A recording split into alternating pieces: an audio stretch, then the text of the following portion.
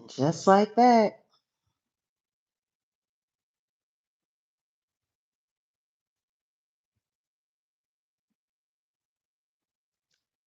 we're back.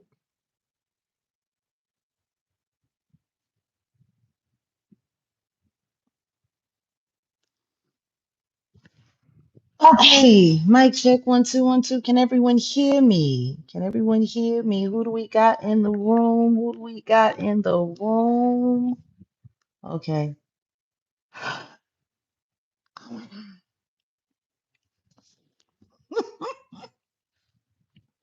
Woo! They like taking us through it, don't they? Man. Hey, what's going on, Nick? All right, Holly's in the room. We got Leah. We got Miss K. We got Mika. We got Pat Blair. Who else? Yeah, Rosalie. Maya, good to see you. Okay, who else? Yvonne. Michael. Uh, who else? Oh, Mirna. Good to see you. Kat, of course. Thank you and welcome, Janine. Welcome. Okay, who else we got going? All right. So, all right, we're getting it. Okay, set in the West. All right, good. Hey, you want to talk about crazy? The stuff that they make us go through, huh? Like the stuff that we got to go through. So, here I am again. Let's give everybody a chance. You know.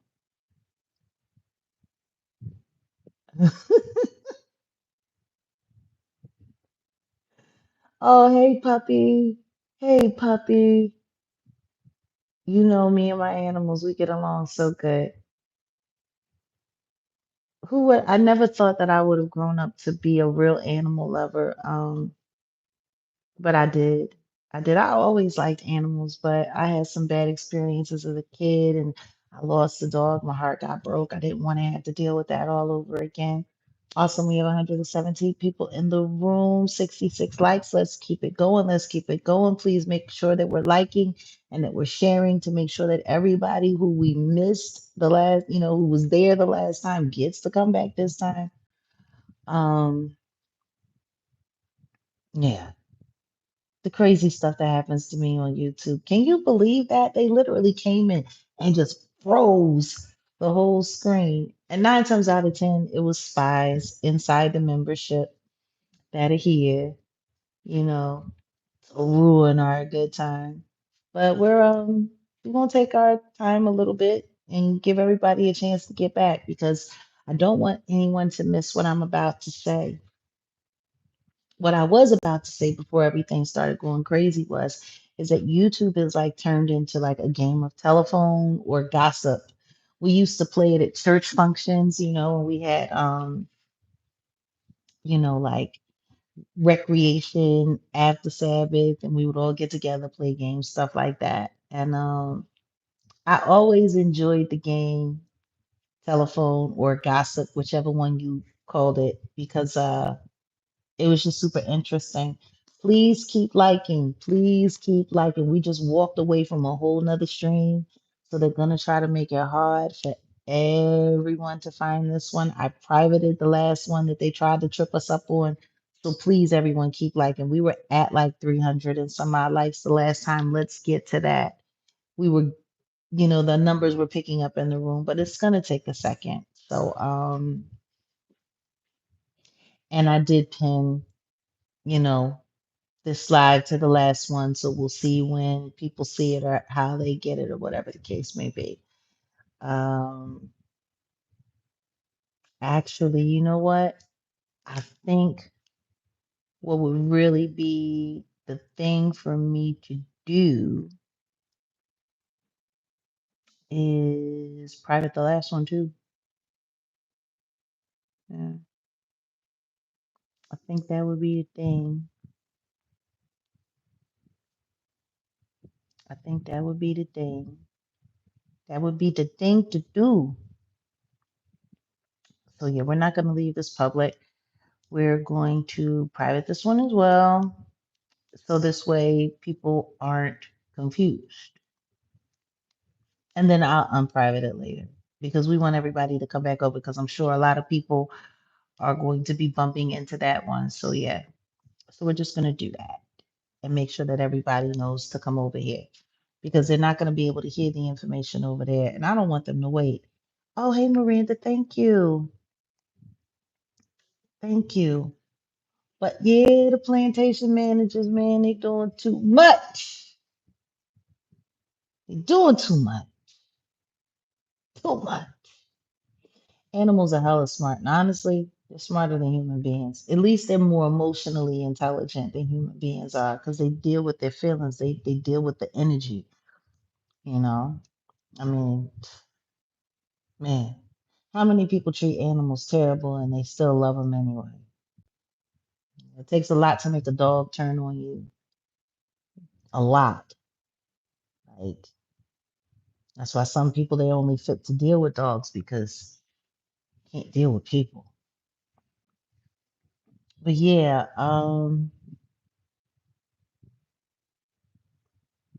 yeah, YouTube is kind of like that game, telephone or gossip, whichever one you called it. Has anyone ever played that game? Thank you, Maya. Thank you, dear. Um, so basically, like we used to play it, put a bunch of just stuff, random sentences, phrases, whatever, written down. You write it on paper and you put it in a bag. And so you'll have like it's best if you have at least 10 people playing. That's how it get good. If you can get like 25 people to play, that's when it gets crazy. But you don't want to play it with less than like 6 or 8 people. You don't want to do that. It doesn't have the same effect. So basically, what you do is somebody at the beginning of the chain, they pick it up, they pick a phrase out that was randomly written and selected, and they read it. They don't say it out loud, they just read it, and then they whisper to the person next to them. But they're supposed to whisper exactly what they read on the paper. This is also a good way to find out if people are illiterate or have hearing problems because it gets squirrely real fast. So they tell it to the person, and then they have to repeat to the person next to them, and then everyone repeats and repeats and repeats until it gets to the end, and then the person at the end says, "Yeah, okay, so what is it? What was said?" And they say, "Whoopty whoopty woo."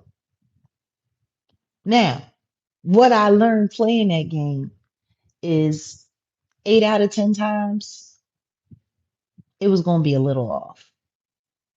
It was going to be a little messed up. 5 out of 10 times it's going to be like 50-50.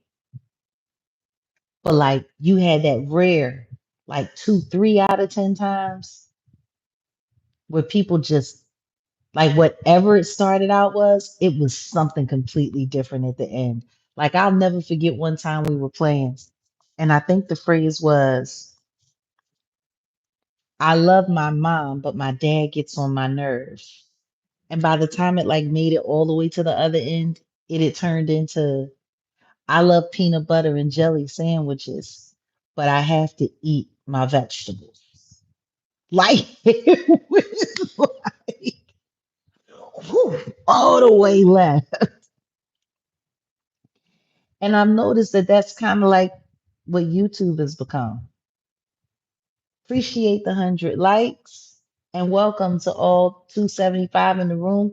Let's make sure that those likes are matching those views because we need to make sure that people get back here. We just went through all kinds of chaos. We had a room set up, it got attacked. The next thing you know, I'm sitting there stuck, but everyone could hear me, and I didn't want it to be that way. I didn't want it to get weird and crazy. And, sometimes when it pops back in, it throws the green screen off, which would, kind of expose my location, which I don't want because in that last live that I'll make public later. I'll make it public after this live, after we finish this live. But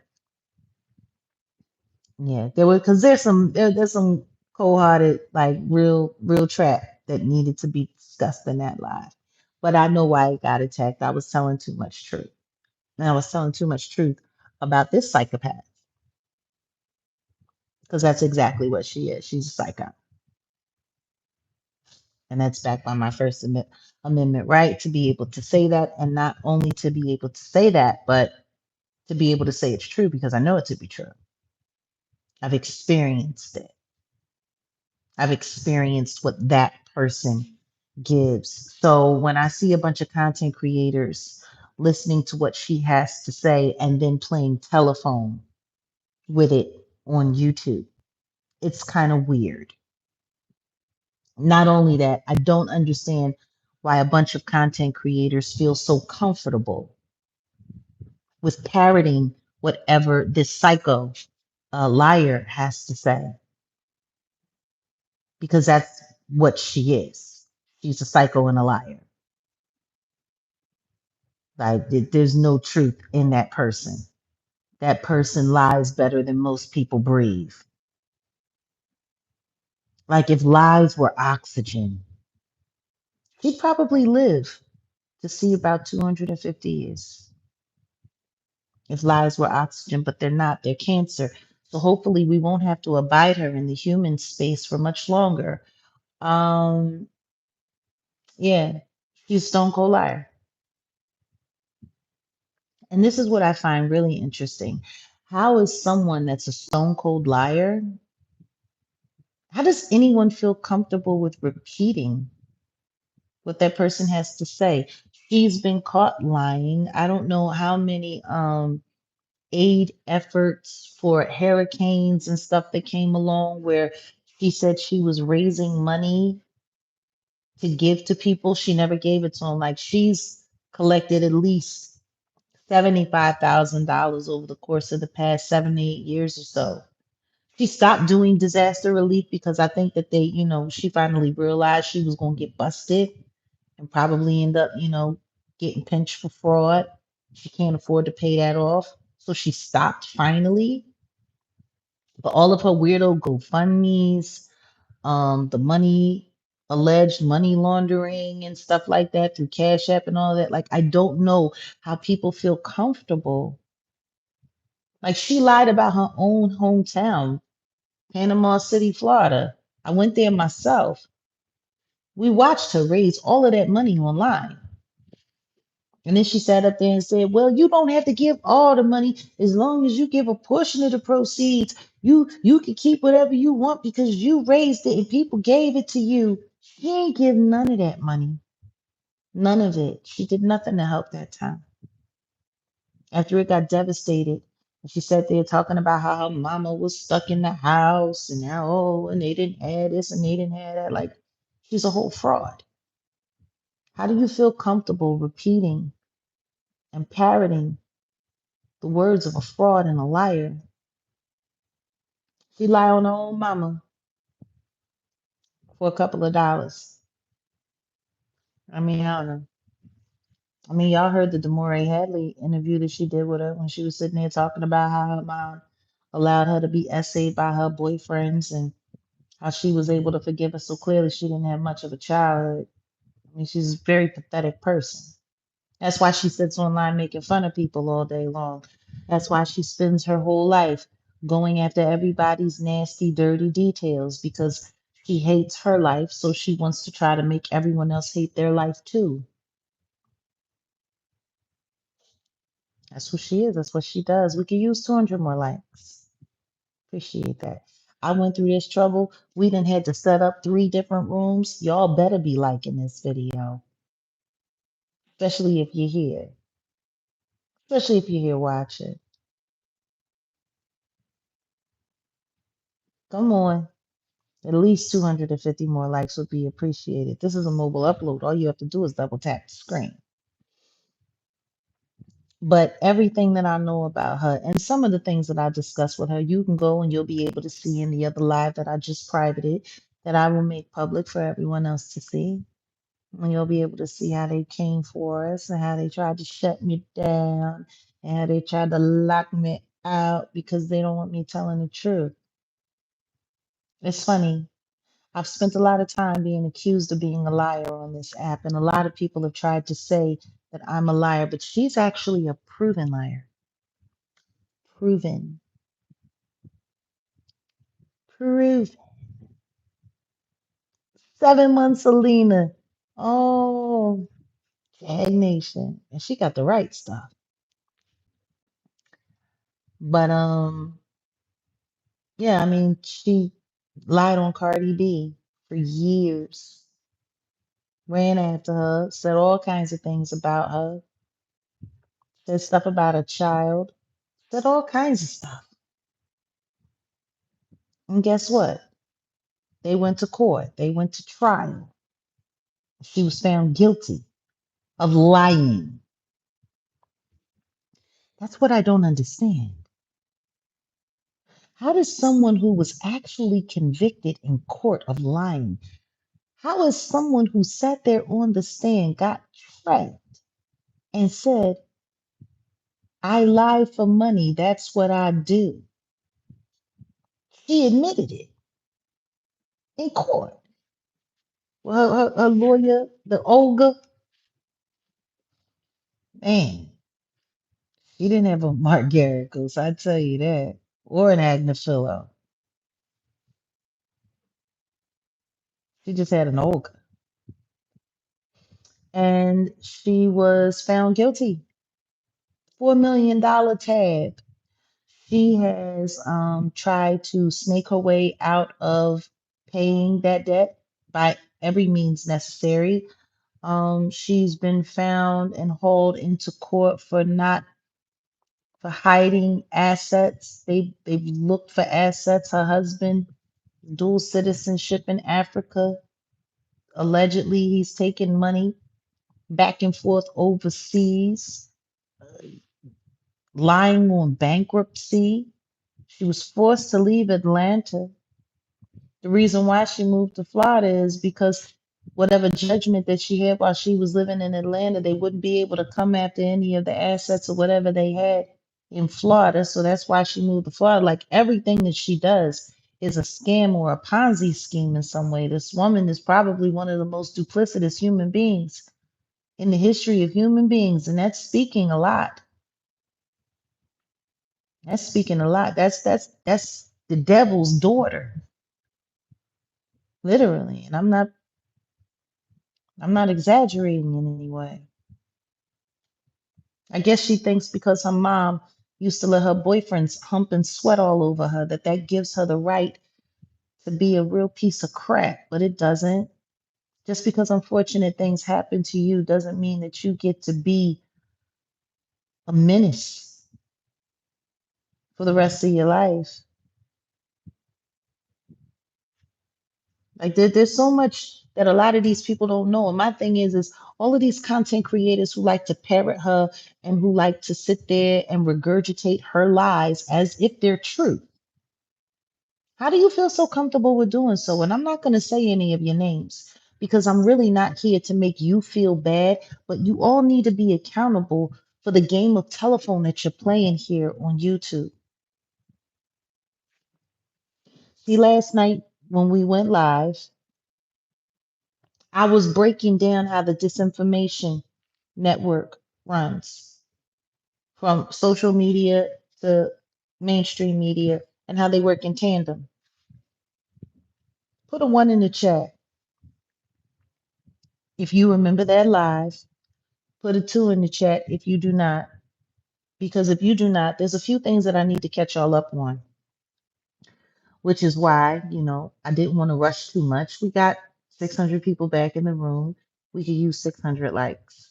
So we're about 387 short. Be great. Mobile upload, all you have to do is double tap the screen. What you talking about? My Jag Nation been here before we were named. 5 years and running. Many of you like me. They tried to stop it, but it didn't work. Here we are. Yes, here we are. 6 months. Thank you, Maya. You know, it's it's insane to me. Okay, I see some ones, I see a couple of twos. If I see a bunch of twos, I'm definitely going to go more in depth. If I don't only see a few, I'm going to condense it as much as I possibly can. And while we're taking this quick little, tester poll, please keep hitting the like. And if you don't mind, share so everyone who was at the other live who might not be able to find us can make it back here because you guys don't want to miss this. See, that's the problem with social media, and that's the problem with online, and that's the problem with the 72-hour reset, mental reset. See, people can do a bunch of terrible things, they can do a bunch of horrible things, and they know all they have to do is stay offline for a little while and they can come back and pretend like nothing ever happened. Like, why is nobody holding Drizzle Monroe accountable for not turning over the metadata from that AI video of me last year that people are still trying to talk about this year? Like, I don't understand what's going on with Cam Capone. I don't understand why he feels the need to bring me up or to talk about me in any way, but to sit there and say that I made a statement about Jay-Z and then I started backpedaling on it when that never happened. And you're going to do that without talking about the evidence of where that came from, where your statement came from. Because the one thing that you didn't do was go and pull up that AI video to show it. You want to know why? Because everyone has been instructed to stay away from it. Because the truth is, there's a bunch of content creators and there's a bunch of people on YouTube who work for Google that can be sued for it. See? And then Storm Monroe fell off, and he went to the back, and then he was gone for a little while and dealt with all of the strikes that he had to deal with from TD Jakes and everyone else allegedly, and now he's back. And then he just gets online and he just starts running a bunch of videos like he never left. Like, how does that work? How does that work? That people get to lie, they get to manipulate information, they get to do a bunch of AI fake crap and all kinds of stuff. There's a weirdo here that's named after an assailant that raped me back in 2009. He actually is using the name of my rapist as his screen name.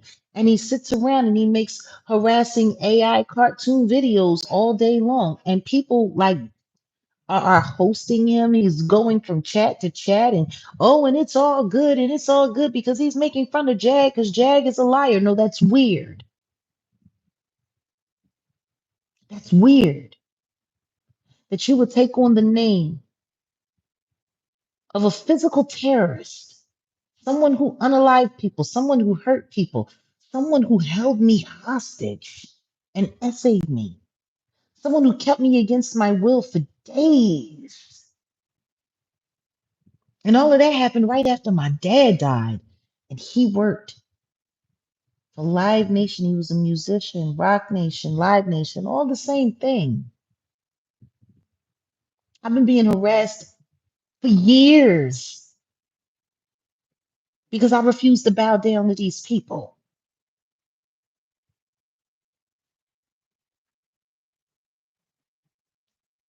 If you ever see it, you should report it. Trevor Green making harassing videos of me, all a part of Tasha K's little hit squad. It's sick. That's the kind of people that she consorts with. Those are the kind of people that she trained to stalk and harass me. See, she got all of these people to come after me so she don't have to do it herself. She already on the hook. She's got that weirdo surviving Jaguar Wright business filled with a bunch of lies from a bunch of people that I stopped dealing with, that I was related to, ex-husbands, the whole nine yards, because that's what she does. She goes and she finds everyone disgruntled in real relevant people's lives, and then she brings them online to lie and to trash people and to talk about people and to do all kinds of things. And it don't even be true. Most of it don't even be true. And what little of it is true is mixed and screwed and chopped and screwed. And she literally hired a drug addict to pretend to be a supporter, someone who had been stalking me for years, put them in my life, and then was manipulating that person to gaslight me to do something crazy so that I could go back to jail and I could be harmed in jail. She did that. Her and Adrian Deontay Lewis and Michael Braggs, they all did that. And it's sad because that person, that drug addict that they put on me, who lied and said they were a police officer and this, that, and the truth is they were none such thing. They were never a police officer. They went to the police academy and they got thrown out for being a dope head. Not the same. Attached to Neek at Night, from New Mexico, like some other weirdo who pretended to be someone's mod for a year just so they could stalk and harass and create division, just so they could run off to go sit with Michael Braggs and act like that's something to brag about. These are her weirdo hit squad. We got 800 people in the room. Can we get 600 more likes? Just double tap the screen because everything that I'm giving is true tea and it's true fact. I've been here for a while, but I could never catch your lives. But finally, I made it here. Well, Miranda, here you are. And you know what? You guys don't feel bad because it's not an accident that you don't catch my lives. They make sure of it. They suppress me in the algorithm so that liars like this, their word travels faster and farther.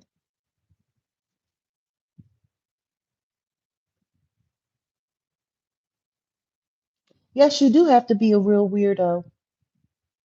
So anytime you see a post from someone called Trevor Green, know that that's the whole purpose. That was my assailant. That was someone who harmed me, put his hands on me, pistol whipped me, did a lot of crazy stuff to me.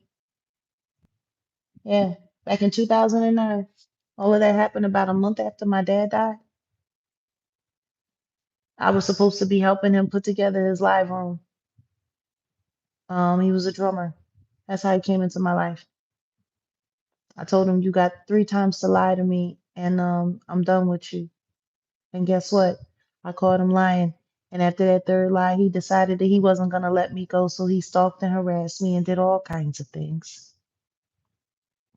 Hmm. Yeah. Yeah. It's digital criminal impersonation. And they impersonate me and they do this and they do that.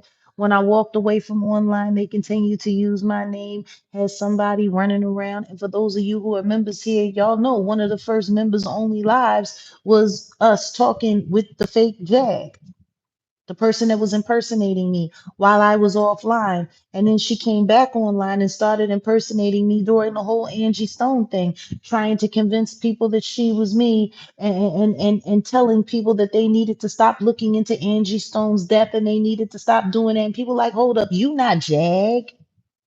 Okay, I'm not Jag, but I'm telling you, y'all need to leave it alone. Like real weird, running around with that Jerry curl nut who plays guitar and spends too much time with not so reputable homosexual men who are really a disgrace to homosexuals altogether. What is this, Michaela? Y'all, we don't have roaches in this house. Please turn the light up. Hit the like button. That's cute. I like that. That's cute. I'm not. Y'all got all the snazzy sayings. I have no idea. All I can do is ask people to just hit the like button. We got all these people in the room, And you telling me we ain't got at least 700 likes by now? This crazy, all the people we got in this room. All you got to do is double tap the screen. That's why I go mobile upload. It's to make it easy for y'all. Yeah, this weirdo, anybody who would waste their time repeating anything that she has to say really doesn't think much of their platform at all. I can tell you that. That I can tell you. Did she interview the Gina girl? Absolutely, she did. Yep, 7 years ago. She interviewed that girl, and that girl told her all of the nasty little details. She turned it into a two-part. And just for the content creators who don't know, there's plenty of content creators that do not pay for interviews. They do not pay for interviews because some of them do it because they say it's for integrity. They don't want to make it seem like they're paying to get people to say things that they want to say. But for most people, the reason why they don't is because they just don't. Like I know she can't afford to be paying for no whole bunch of interviews because if she does, then that'll give Cardi B the opportunity to go through all of her financials and say, well, if you can afford to be paying for interviews, why ain't you paying me the money that you owe me? Like the reason why she don't pay for interviews is because of all of her financial issues, for all of the money that she owes, for all of the lying that she's done. Like you can't be paying for interviews and not be paying your debt for lying on someone for content and clicks and views when all you had to do was take the videos down and you wouldn't. And that's okay because she's got a bunch of lying videos about me too. Actually, in that surviving Jaguar Wright business, she actually lied to the public and said that I was essayed and raped by my father and that he fathered my deceased son, which is a total lie. But see, she said she got that from my sister, Lachelle Angela Fields Wright Wallace, even though my sister refused to get on camera and say that, and nobody else that she brought in from my so-called family would corroborate that because everyone know, oh, total defamation. Not only did she defame me, but she defamed my father. And I can understand why she would do so. She didn't have one. Her daddy ran out on her, just like my sister's daddy ran out on her. So why not run down on a good father, you know, especially considering that all her mom did was bring around men that like feeling on her overdeveloped breasts when she was a child and raping her in her home. Like this is an emotionally distraught and destroyed person. Terrible. See, this is the Sabbath. So we gonna tell the truth and shame the devil in the red dress, the wannabe witch. Sure did. Lied on my father. And that has been out there. She actually put it up on Amazon Prime and had all of her little minions running around YouTube trying to promote it to get people to go see that dribble. Sure did. Lied on my dead father and my dead son. Yep, sure did. That's who y'all want to repeat. Y'all want to repeat what this goofy bitch got to say? Because that would just make you pathetic.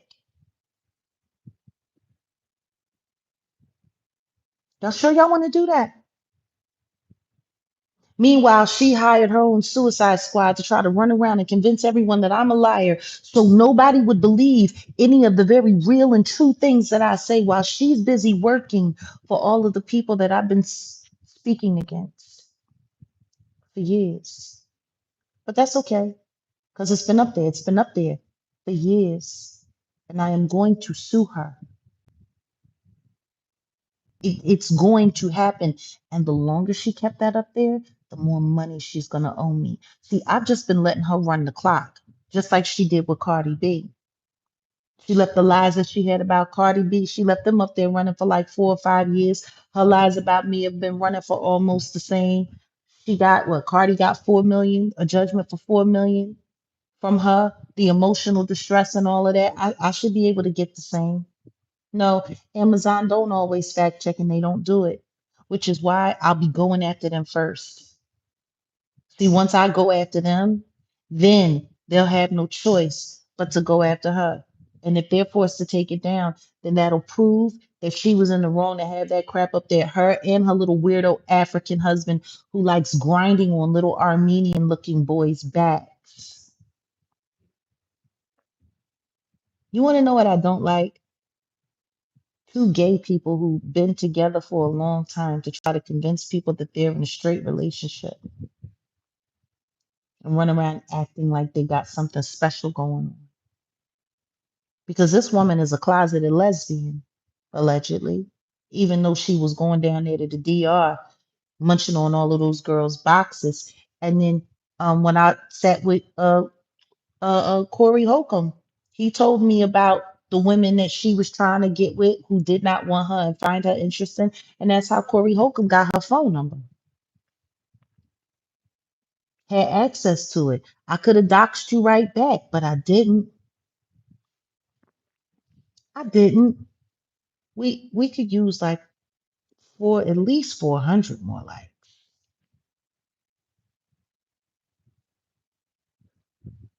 Yeah. Corey Holcomb told me all about the women that she tries to get down with in LA that don't like her, don't find her attractive, but she still be trying, you know? Dyking ain't easy, I guess. I don't know. But I do know that the footage that I took from her Patreon, what New Year's was that? It was the New Year's going into 2021, where she was there with minors in the house, children in the house. They were all high out of their mind, drunk out of their mind. She was sitting there drinking Lamarca Prosecco, the one that I had, recommended for her and for her drunk people, her wine people, her winos. And she was sitting there bragging about it like she had discovered it. I'm the one that introduced it to her when we did that interview where she totally disrespected my femininity, asked me how old I was when my hymen was broken, and tried to make me sound like I was crazy, said a bunch of reckless things to me to make me go nuts on her. And I cussed her out, wore her out, and she lost like, I don't know, like 100,000 some odd subscribers overnight. Like it was terrible. That's why she had to start buying all of those bots to make it look like she didn't lose any subscribers. See, she can lie on me all day long. I could sit right here and tell the truth. Yeah. Yeah, but they was in there, they was doing edibles, they was getting wasted, they was doing all kinds of stuff. And she was filming it. She was talking to all her weirdo subscribers in Patreon.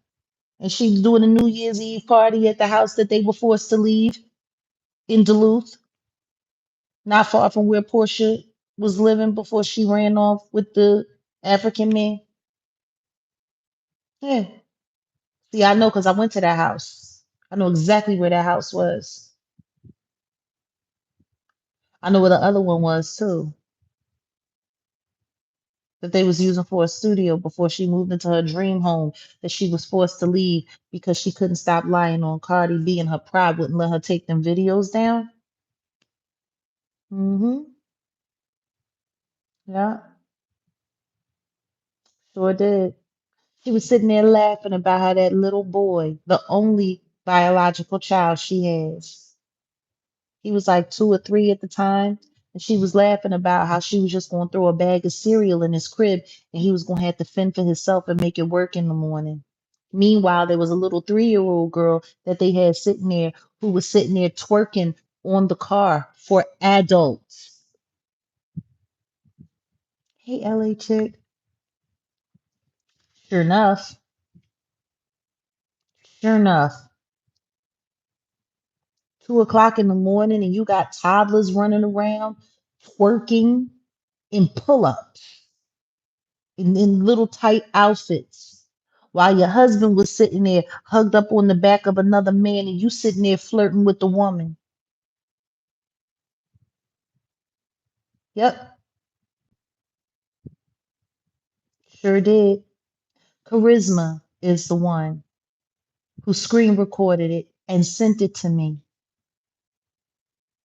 And when I saw it, I looked and I was like, this person isn't fit to be around children. She's not fit to be around children at all. She's a whole, why do they got little kids there with all of this stuff going on? And they sitting there, go mama, while the little 3-year-old girl is sitting there twerking with grown men present in the middle of the night, her husband being one of them. Check. Yeah, sure did. And guess what I did? Since she wanted to play so many games and be such a bad guy in my life, I took that footage and I emailed it to CPS in Atlanta, Georgia. Sure did. And guess what? I didn't do it anonymously. It was on one of the channels that they were allowed to terminate. I guess it hurt too much to leave it up there. Sure did. I called CPS live on YouTube. Sure did. Sure did. Live. We need like at least 400 more likes before I go too deep. See, when I see something that looks illegal, I say something. I report it. I don't use it for content and play it over and over and over again because that's what I could have did. I could have exploited every last one of those children in that house. I could have made it content. I could have ran it up. I could have done a whole expose and say, look at Tasha K abusing and endangering little people at her house on New Year's Eve for her Patreon audience. I could have done that. Do you know how viral that video would have went if I had have done that? But see, I didn't do that because I'm not a scumbag. No, instead, what I did was I called CPS and I emailed it to them. I let them know I do not know this woman like that. I only know her from online. She is an online cyber stalker and a terrorist. And I watched her do some very troubling things in front of children. And I thought that they should do a home visit. That's what I did. I didn't lie. I didn't make up any stories. I didn't do any of that. And guess what? She got that home visit. They made her strip search those children to look for bruises and for, trauma. That's how deep, that's how depraved that video was that I sent to CPS, that it warranted them to have to physically check those children to make sure they hadn't been touched up in the wrong way. Yep. Now, of course, they deleted my channel and they only have the evidence, whoever screen recorded it or whatever the case may be, but they didn't screen record what I put up because I didn't, I didn't exploit this. Yeah, YouTube has been destroying evidence for years. Like, do y'all still want to keep promoting this weirdo? Hmm? This person who endangers small people and doesn't feed her children? There was a whole video of her where she had been online for 12 hours begging for money and scrounging for money, doing all kinds of weird stuff, raising money for something or whatever. And her child asked for the daughter, Shuck's daughter, who's now grown, who don't like her at all. She getting her ass every chance she get. The little boy, last I heard, he was still over in Africa with her husband's people because she ain't got time to raise kids. She's too busy running around lying on people and setting people up for a living. That's who this is. I guess everybody forgot I didn't, and neither did she, because her and Chelsea and that conscious witch guy, the warlock guy with all of the eyes and the stuff like that, they were sitting around talking about it, talking about how CPS, I made CPS come to her house and it ruined her life and whoopty whoopty woo and how she was trying to save me from Storm Drizzle Monroe because he was trying to have me unalived and she was trying to do me a favor, whoopty whoopty woo and yada yada yada. Yeah, they stage a lot of things for clicks and views. They do. I have a very negative, extensive history with this weirdo that was put into my life. Want to know why? Because I was speaking out against the elites. Matter of fact, it was Alicia Keys that first asked her to take a run at me. Mhm. If you go and you look at the video, I don't know if she still has it available. She probably don't have that available of the interview that me and her did together. She tried to do the same thing that she did to Deore Hadley. She did the same thing to me, but it was a lot more despicable and a lot nastier because she was supposed to be coming after me real hard on behalf of Alicia Keys. See, I was talking on my Instagram, and I was being very honest about why Alicia Keys would have anything to say to me when she ain't nothing but a fraud and a liar and an alleged dyke. hmm And how she broke up Swiss Beats' first marriage with a woman who really loved him and they had children together, you know, for her own career advancement, you know. He was down though. They Illuminati'd up, and now look at him. Now look at him. Now allegedly they got to get divorced because he knocked somebody else up. Like, you know. But see the reason why she felt comfortable with coming after me on behalf of Alicia Keys and Clive Davis because I was running down on Clive Davis at that time before I started attacking Diddy. Yeah. Before I started coming at the Diddy and telling everybody what kind of dude Diddy was and how he had ruined the industry and all of the many lives of the many artists that he destroyed. Ain't it funny? Look at where we are now. It was 5 years ago. It was 5 years ago.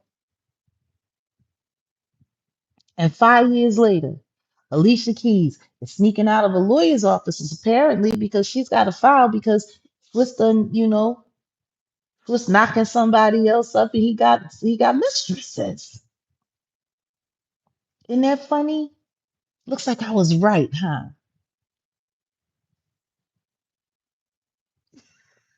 But I'm the liar. It's funny. Because that's what she said in the beginning. I'm about to do this interview with Jaguar Wright, and I really didn't want to get involved in any of this. But see, Alicia Keys asked me. Alicia Keys asked you. Hmm. You was also running down on Cardi B around the same time too, because you was going after her allegedly on behalf of Nicki Minaj. Because see, that's what you are. You're an attack dog. That's what you do. You attack people on behalf of others. You are the rock that they get to use to throw so that they can hide their hands. You've been that. That ain't changed. We could use 500 more likes. I want to know mm, when you cold.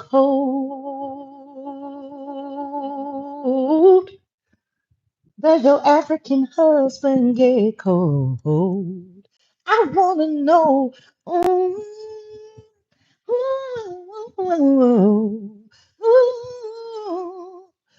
when you cold. Alicia, do you get cold?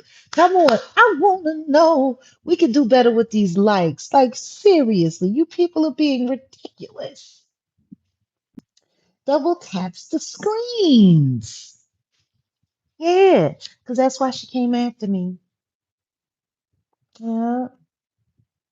Clive Davis and Alicia Keys sent around on a dummy mission, and 5 years later, I'm still here. I'm still standing. Started calling out Diddy after that, too. That with Drizzle Monroe. And that was the first time I said what he was doing with women, moving women around for money and actual X-rated purposes. He might not have got convicted of RICO, but he did get convicted for exactly what I said he was doing. And now look at Alicia. Now look at her. You sent this psychopath after me because you were so worried about saving face, and now your face is in mud. Only thing you did was delay your embarrassment. That's all.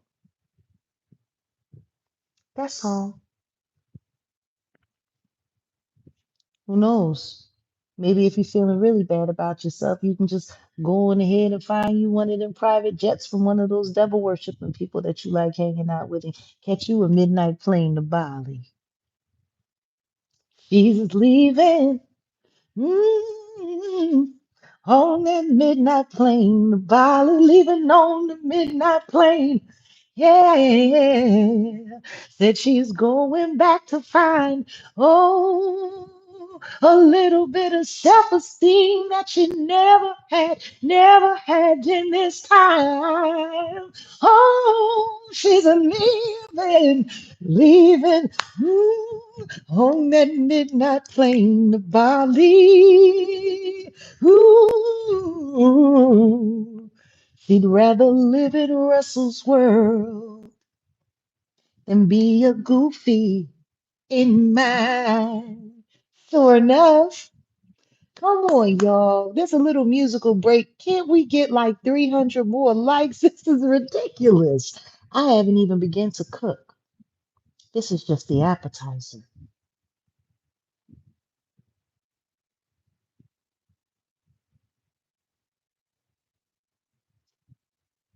Hmm? We really stuck. We really stuck. We could really use at least 300 more likes, though, for real. Y'all should stop being selfish. Can we at least get 200? Dang. Like, I know y'all just ain't sitting there watching. Y'all know you like it. You're here. Yes. Oh, unless you about to board that midnight plane to Bali and they telling you got to put your devices up, you know. Really. Anybody who feels comfortable repeating anything that comes out of this demon's mouth, I feel sorry for you. And I feel sorry for your platform. I ain't calling out no names, but there's a few people that was playing telephone today. And it's wild because when I look at the amount of numbers that went around this information that started with this weirdo today. Thank you for the 600 likes. Can we get 200 more? That would be so great. After everything we've been through tonight, they have drug us through the ringer. This is literally the third live that we had to start and restart. Like literally. It's crazy. Because they want to come in and they want to interrupt. We've been through a lot. I know, Cat. They say putting Jag Nation through a lot. But anyway, like I was saying,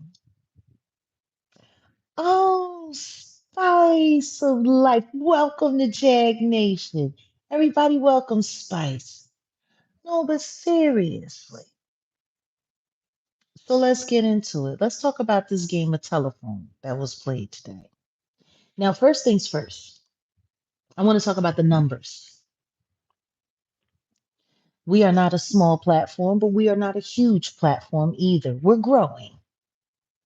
You know, we're at 82K, 18,000 away from making our mark to get to 100K for our 1 year anniversary here on the Jaguar Wright Effect. That's the goal for 1 year, our 1 year anniversary, 100K and 1,000 members. That's our goal for Jag Nation.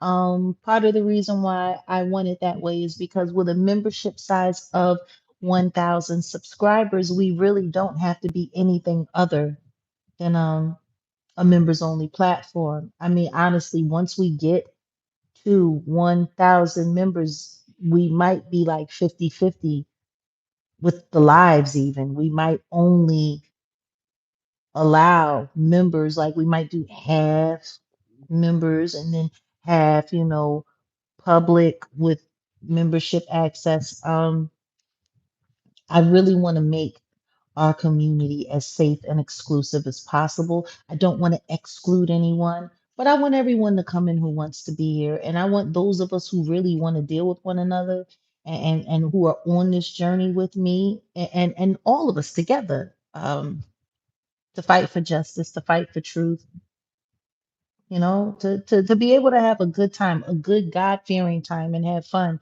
and not have to deal with all of the demon time that happens here on this app. Like, that's the whole purpose of this platform, is to create a safe space, not just for Jaganators, but for those who just enjoy having a good old time without all of the bull, you know, where you can, you know, deal with your community. There's so many of us in the Jaguar, Jag Nation, who are becoming content creators now, and we're creating a space. We're creating our own algorithm. We're creating our own sector, and it's fabulous. It really is. It's weird. I heard one of the trolls say in a comment I saw that popped up in my algorithm. I don't know why, because I had to quickly put do not recommend this channel. But they said, I don't even think there's a Jaguar Wright sector anymore. And it's wild. It's wild because when they create these sectors, they're hit squads. The sectors that they name after people is to destroy that person's character or to destroy the reality around that person's story. Like a sector isn't a good thing. When they put the sector together, it's the hit squad to go after whoever it's named after. That's why there was a Jaguar Right sector that they used to call the Section 8 sector, because they were all very just low budget, disgusting, filthy, nasty individuals. And they call themselves a sector because their whole job is to target me, to attack me, to disgrace me, to defame me, to slander me, to try to bully me to the point where I'll want to get offline. And I mean, some of these people, they got so nuts with it that they started attacking each other, because the truth is the Jaguar Right name is just a hot name in this construct. Let's just keep it a buck. My name has been a channel builder, and I've made people hundreds of thousands. Some people have made millions off of my name over the course of the past 5 years. So, yes, sectors are division, absolutely.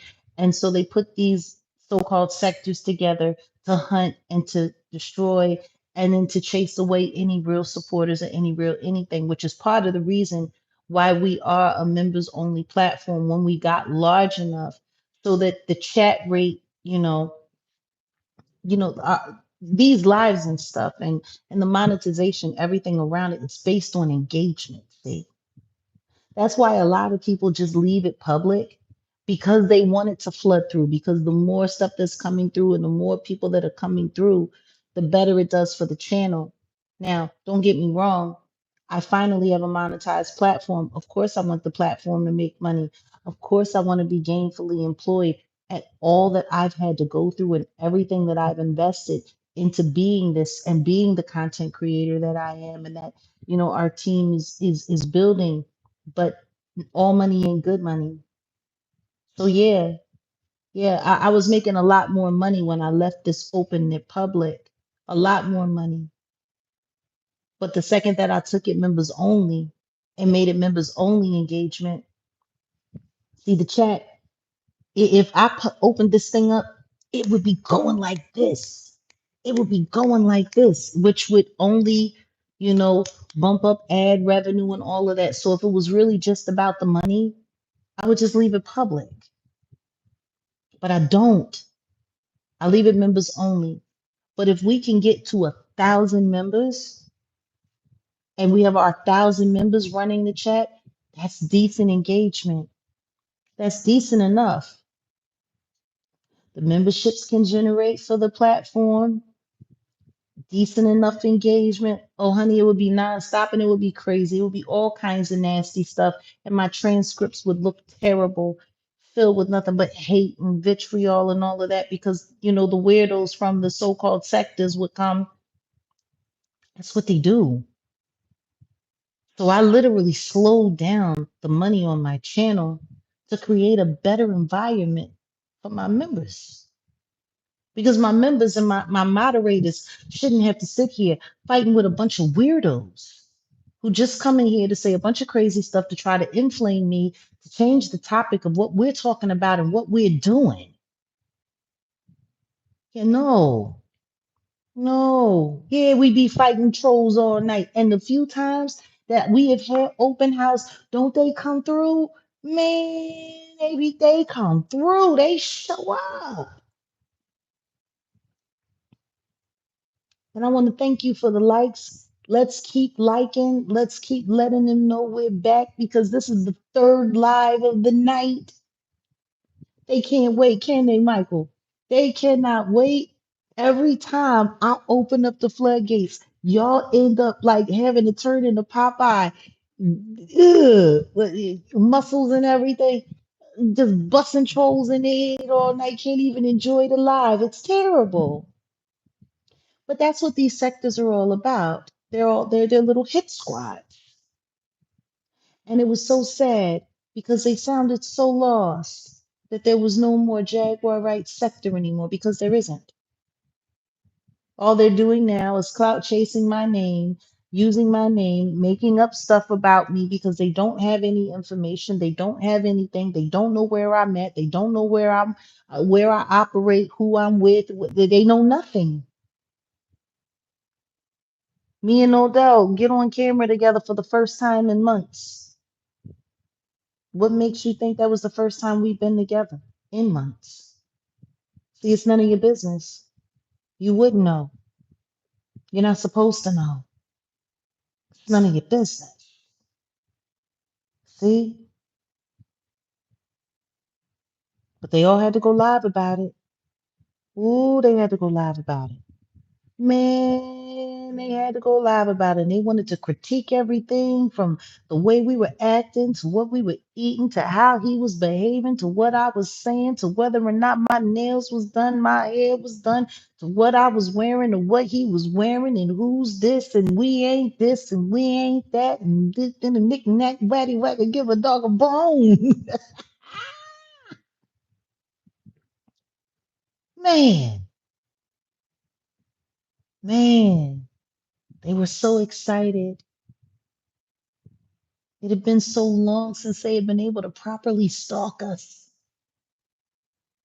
They were so desperate for clicks and views to defame my name that they were even stupid enough to take the chance to stream my content, to which they know we strike for. Pathetic,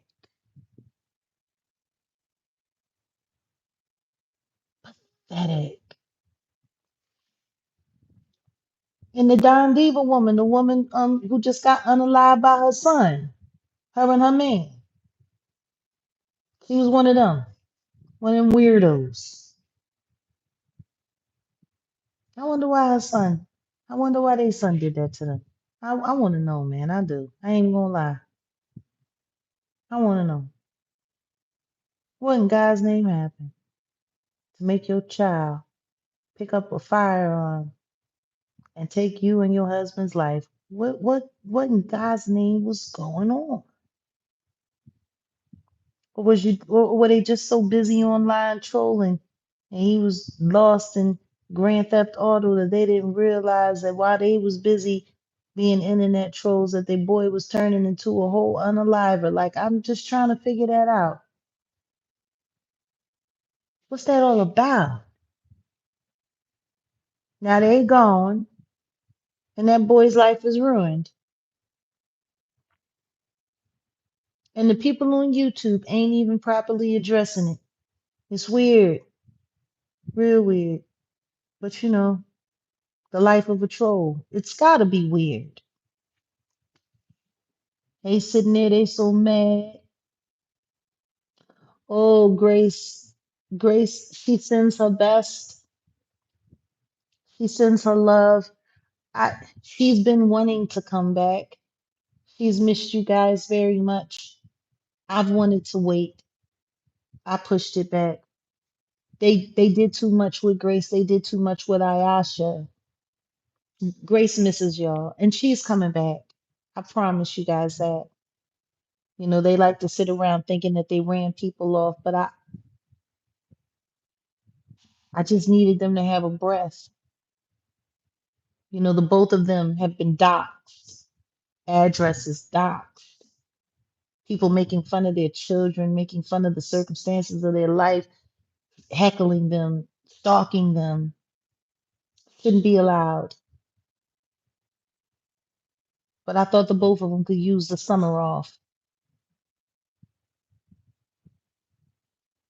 I thought the both of them could use it. They have children.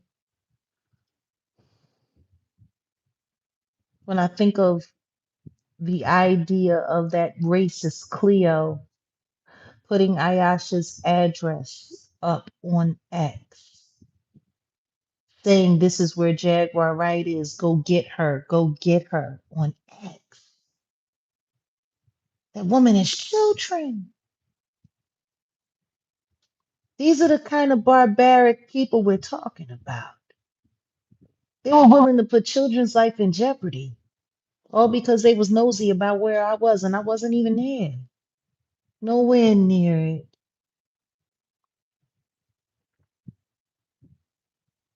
It was very barbaric, very barbaric. And you know what? It's been worse than that. And YouTube has allowed it. They've allowed all of it. And they've allowed this psycho to encourage this nasty culture. Yeah, they should all be locked up. So why are they being promoted? And why are their words being taken seriously? Okay, if we can get 150 more likes, I'm about to start cooking at what happened today. Now I want y'all to think about this. We're here, 82,000, 82,000 strong, and welcome to all of you. Welcome to all of you who make Jag Nation what it is. Thank you. I'm not sure how many members we have. We had a good bit. I'm not going to say too much because I know that they like to attack my platform in any way, shape, or form. Yes. Yes. I think it would be brilliant if they could all go um to commissary land with the not. I think it would be brilliant. I mean, he was mentored by her as well. Yeah, really sad. Um, yes, please hit the like button because I'm about to really take all of this and bring it home.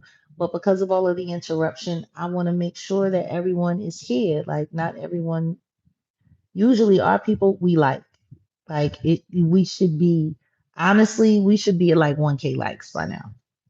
That's normal.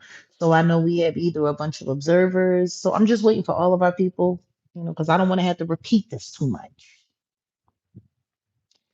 But if we could at least get to 900 likes, that would be fine. Because I already know Replay Gang and all of that, they're going to do their thing. I would prefer we get to 1K because 1K likes will definitely make sure that this weirdo doesn't miss the message. Because, see, I want to make sure she don't miss a thing.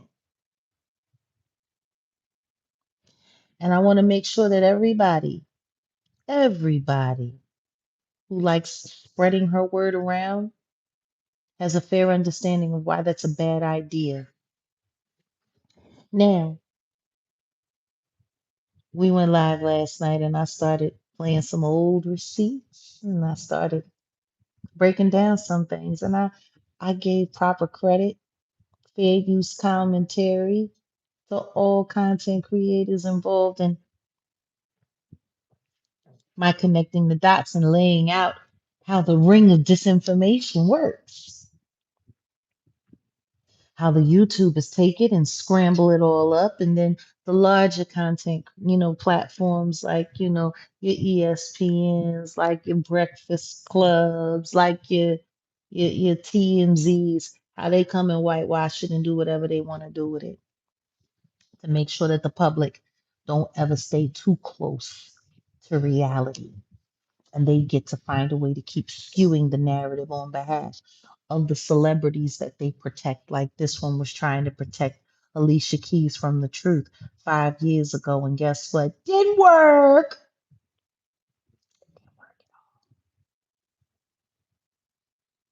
It's funny because I think Swiss Beats Mama was her doula. I believe that's how they had any kind of close proximity. I think it was Swiss Beats' mother who delivered her baby boy. And it's weird because all of these people that are involved in witchcraft, like Erica Badu and them, like they become doulas and they sit there and they deliver each other's children and they harvest the genetic materials, the embryos and the placentas and all of that. God knows what kind of rituals they do with that stuff. I mean, for crying out loud, Erica Badu, she got Fat's kids, Tunde's kids. She delivered uh um Tiana Taylor's kids. Like I don't know why people would let that weirdo deliver your children and have access to your genetic materials with the kind of strange stuff they got going on. Where we at on those likes? We getting close. We getting close. But we need to. Yeah, like anybody who has like, weird spiritual stuff going on, don't let them deliver your kid. Don't let them deliver your kid. Don't do that. Don't do that. But yeah, apparently Swiss Beats mom is one of these alleged, witch cult doulas, and that was her doula. She ain't tell her how to take care of a child, that's for sure. Yeah, they be eating the placenta and stuff. Yeah, they do, and they be selling it. They be selling it for the stem cells. You know, don't get me started. I don't look young because I be running around eating stuff out of people's snatch. I look this way because I take care of myself and I follow what God says to do and yap wookie woo. I'm not trying to look like I've been dipped in you know, chrome. So anyway, like I was saying, Clarice, yes, with a nice candy and some fava beans. That kind of, yup, yup. Ooh, yeah, dipped in chrome. That's all I can say because you can't say the whole thing because that'll just totally mess you up. But anywho's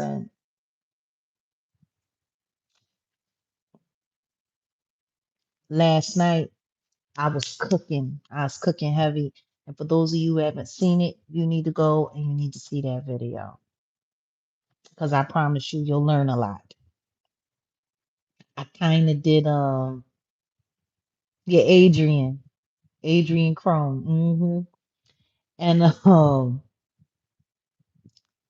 so you'll learn a lot. Honestly, it was a lightweight masterclass in how disinformation works and how confusing the public works in media. Um, and I pointed a lot of stuff out.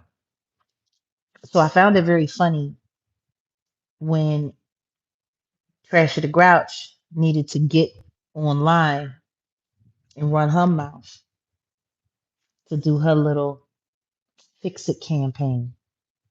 And I have my own beliefs and opinions on why she did what she did. Now, understand that she has a platform of what, 1.3 million? And then somebody else jumped on it with a platform of 200 and some odd thousand. And then somebody else with another platform of 400,000 jumped on the studio. And then somebody else came behind it and jumped on.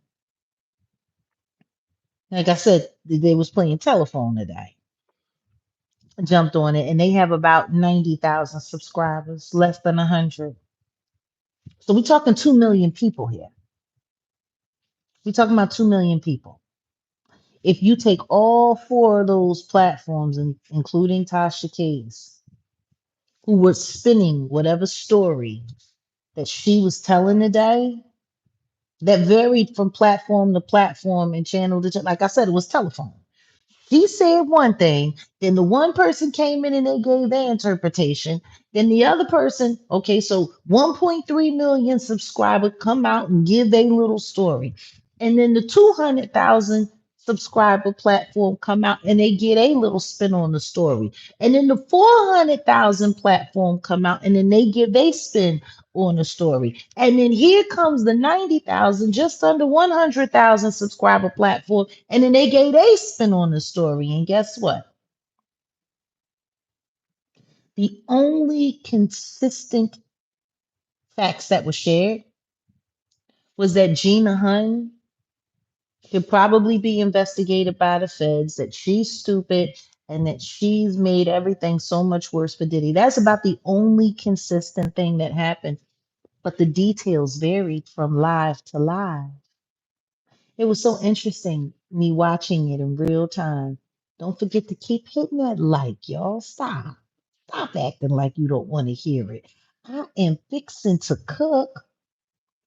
The least you could do is tip the chef.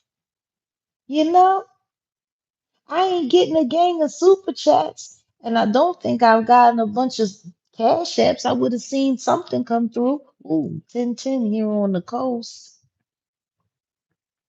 That means it's 110 somewhere else. Please keep liking because I'm not going to be here for much longer. For crying out loud, I wasn't trying to spend my whole Friday night.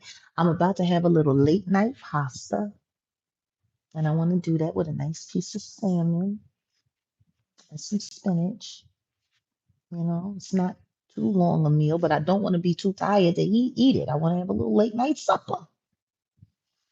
Come on. Like. So, anyway, like I was saying, that's 2 million subscribers. That's 2 million subscribers where information was slightly remixed, flipped around, all based around one topic, one subject, one person mostly, Gina.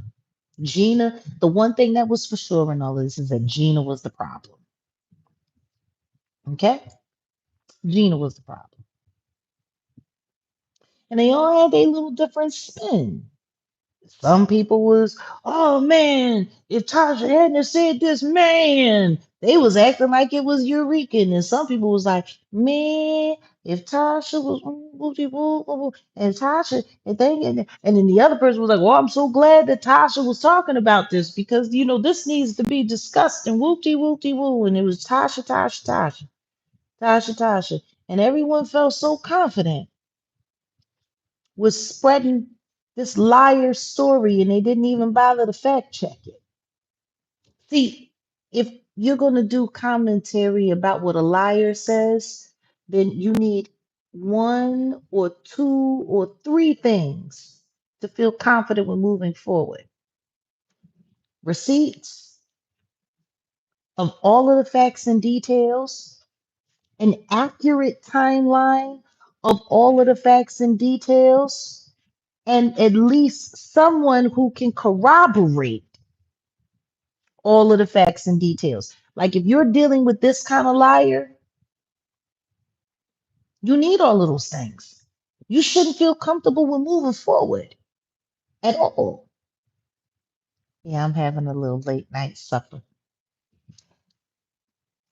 I ain't saying nothing else, so don't ask me nothing else.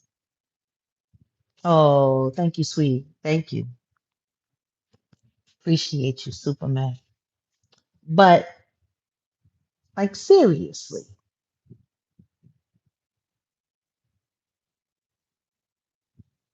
you need all of those things when you're dealing with this kind of liar.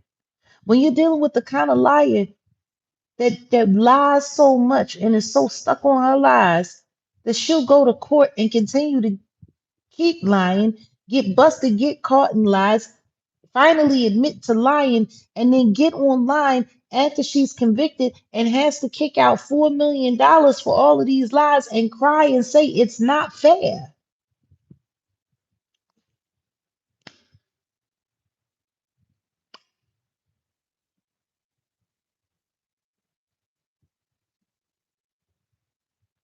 You know what? We will see cruelty free artistry take off. It's probably going to take some time, but we're thankful because you're our audience that we're building it for and that we're building it with. All of this stuff takes time and it takes money. Yeah, hashtag pay Cardi. And more than once every couple of months with a whole bunch of excuses about how you can't afford it. Well, your mouth wrote that check. It's a shame your bank account and your ass can't cash it. Looking for sympathy. Insane. Now, like I was saying, these are some of the details that I probably would have needed corroborated. Because, see, the story was that Gina, after Cassie's lawsuit hit back in 2023, came to Tasha K demanding an interview with her because there was more stuff that she had on Puff that she wanted to let loose on him, but she needed to be paid for it. That was the story. Hmm. Yeah, that was the story. After Cassie hit with her lawsuit, which was November, around the anniversary of Kim Porter's passing, exactly. This was also around the same time that I talked to Brother Belial regarding the Smiths and the kids, which, of course, I played that for y'all last night. Did I not? So, how it started off, how she started her story off was, yeah, because see, Gina, and see, that's when you know she's lying. When she says a lot at the beginning of her story, that's how you know she's lying. See, I've done heard this goofy bird lie so many times. I can call it cold when she's lying. I can tell. And then she gets really excitable, and then she'll slow down and she'll try to pull the details together, and then she'll speed up and cause see, yeah, that's how you know she's lying. That's her tell. I'm a hell of a poker player. I can suss out anybody's tell. I know hers. I knew she was lying. Period. And I dare her. I dare her to challenge me on it because I know you sitting here watching right now, you goofy bum.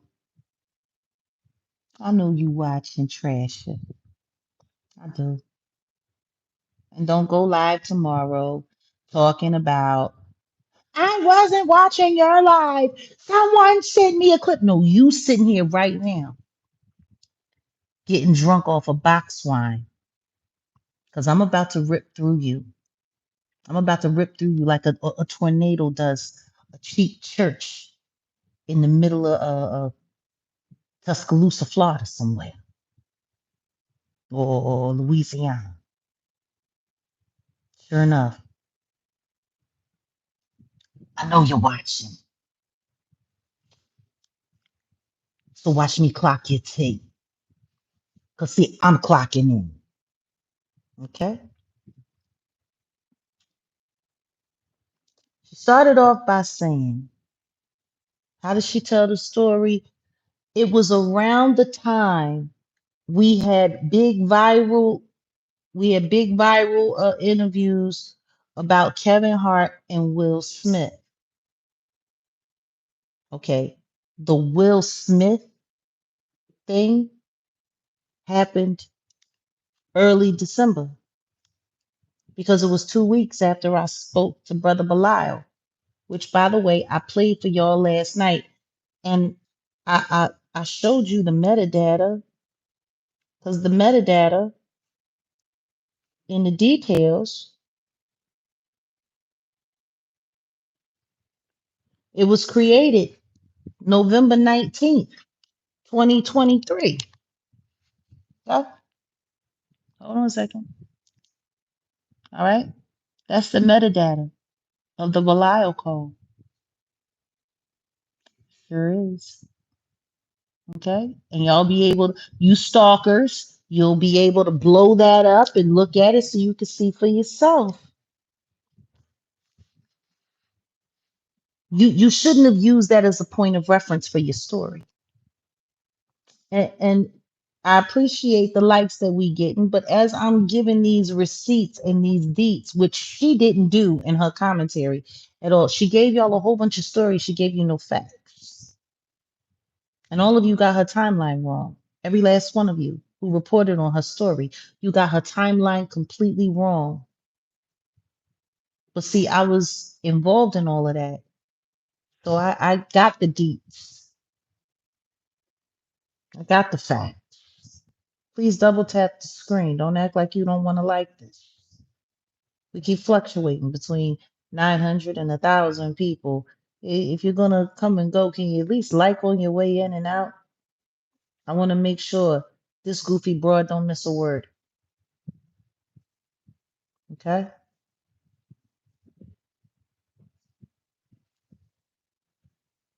Now, she said it was around the time that she had two big viral interviews, Kevin Hart story and the Will Smith story, which we know is the Brother Belial interview.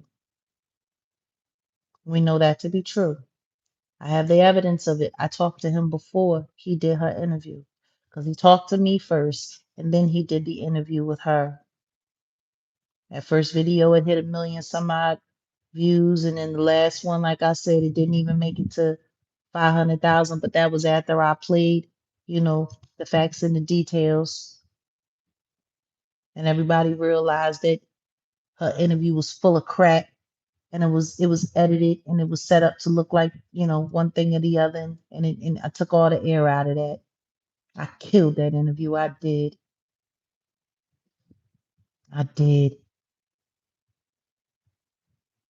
Sure did. It's funny how certain interviews of hers go viral.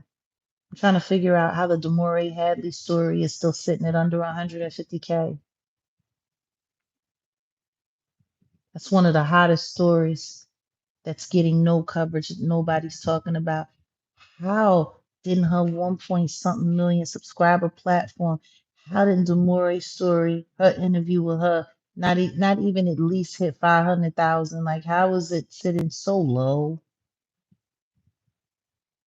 I understand why they suppressing my views. It's still with nothing but the truth, with facts and details and evidence, not a bunch of opinions and supposition and conjecture and theory and rumors. Justice for the Hadleys. How is that? But all that lying crap that you do, man, that stuff goes viral real fast. Don't it, Trashy? So, Hmm. Thank you, Palms. So, like I was saying, that was where our story started.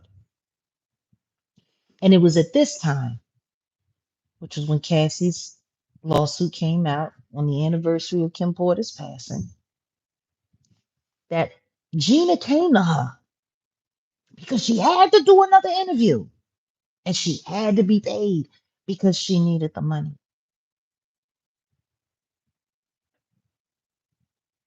That's what you said, Transrena. And then you go through and you tell all of these details, all of this. Oh, yeah, because Gina said she had more stuff to tell and it was viral, but she needed to get paid. And I'm like, I don't pay anybody for this. But she was like, but you got to pay me. It's a viral story and you got to pay me. And she's going back and forth trying to convince everybody that Gina was coming begging for an interview at this time when Cassie dropped her lawsuit the end of 2023. And then she goes forward and forward and forward and she starts selling all of these details. Yeah. Well, you're in Miami. And that's when I realized. That's when she realized, not when Gina confirmed, not when any of her investigators that she uses to stalk people allegedly, but each she's done it to me. Not that any of that confirmed. None of this. None of this. That's when I realized she was with Puff and they was trying to get me to pay her for an interview so that they could say that I paid her to lie, so that they could cover up everything. Because they was following, the feds was following all of Diddy's women. Really? The feds were following all of Diddy's women the end of 2023. Any proof of that? Is there any proof of that at all? See, what I'm trying to figure out is how do you jump to that conclusion? Because the truth is Gina wasn't even on the radar at that time. Gina was nowhere around Diddy at that time, and nobody could say that she was. There's no post to prove it or any of that. He wasn't in the picture like that. He was Young Miami down. He was Carisha. He was in Carisha Please land. Matter of fact, Gina was so busy begging to get around that Young Miami actually posted that terrible crap talking about if I wanted you on your knees. Diddy would have you on your knees and you be eating out my cat because you're an eater, Gina. She wasn't even relevant at the time. Nope. And Carisha wasn't the only one on deck either. There were other people involved. Apparently, people like this Jane person or 50 Cent baby mama. Like there were other women around. Gina wasn't even on deck. And Cassie had been gone. Been gone. Moving on with her life with her husband. Had a child. Now they got 3 kids.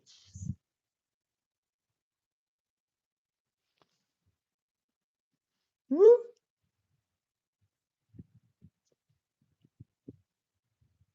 Any proof that Gina was around?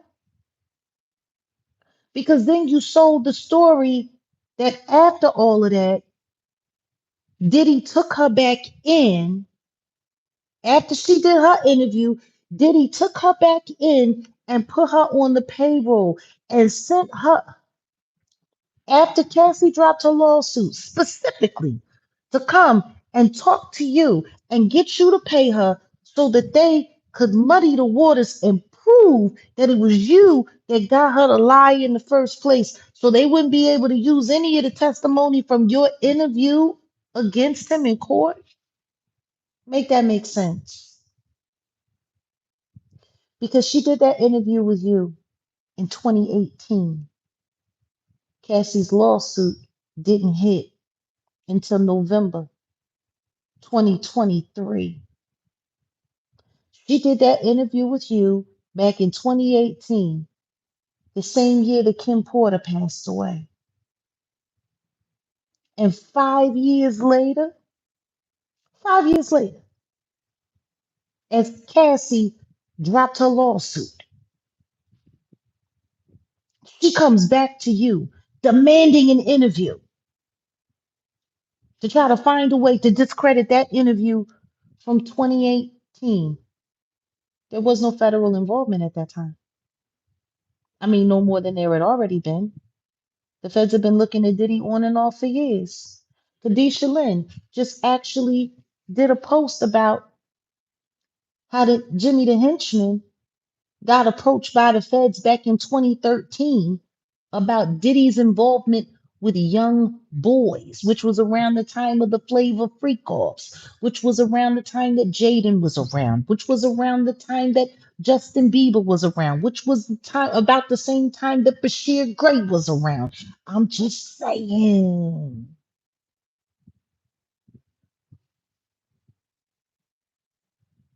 The feds been sniffing around Diddy.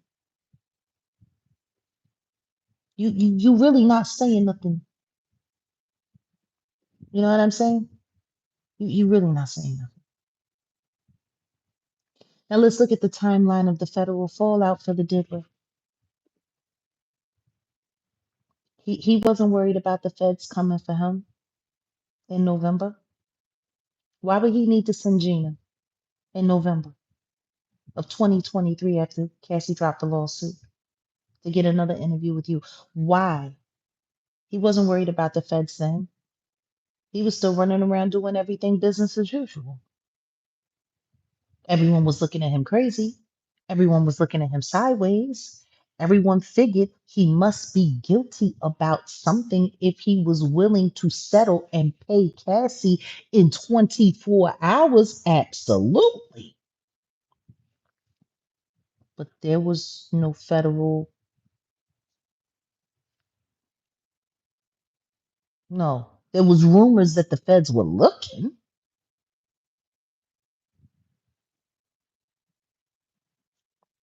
Boom. Let's be clear. The feds, that whole thing didn't really start popping off with the feds until HSI came and did the raid. And that was 2024.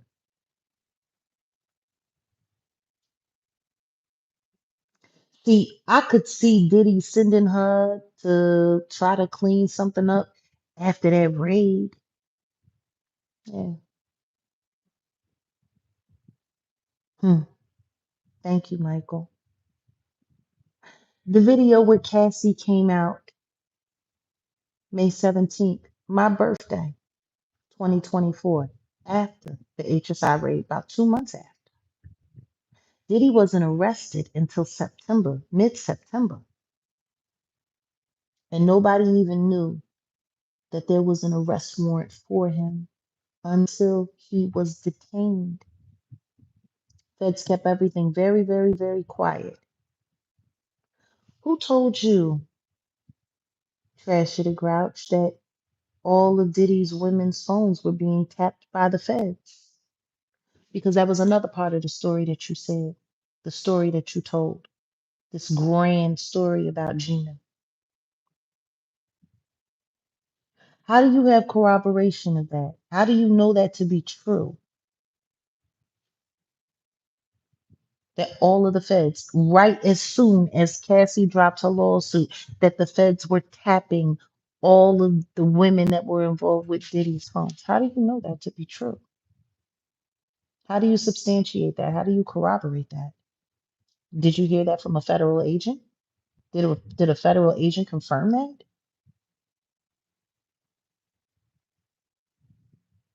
I'm just trying to figure it out because that's what you said with no facts, with no details.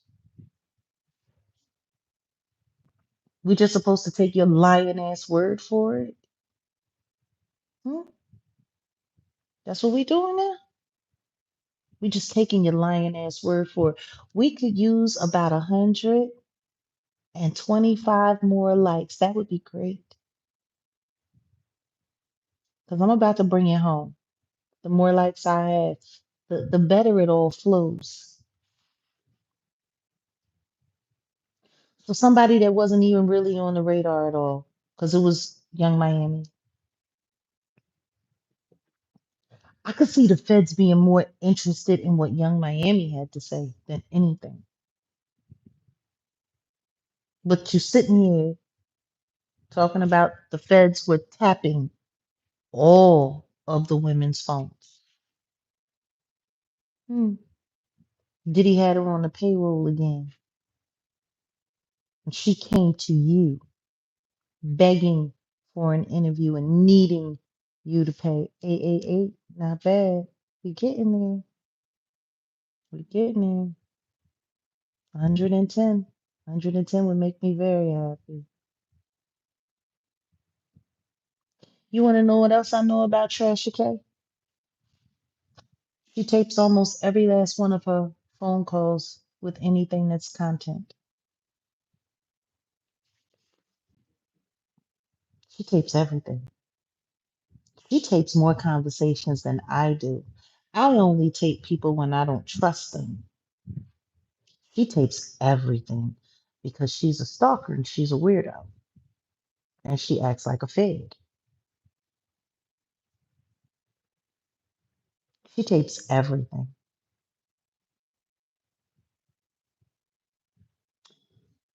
If Gina called you begging for an interview, you didn't tape that? Hmm? Do you have a picture of the call log? Hmm?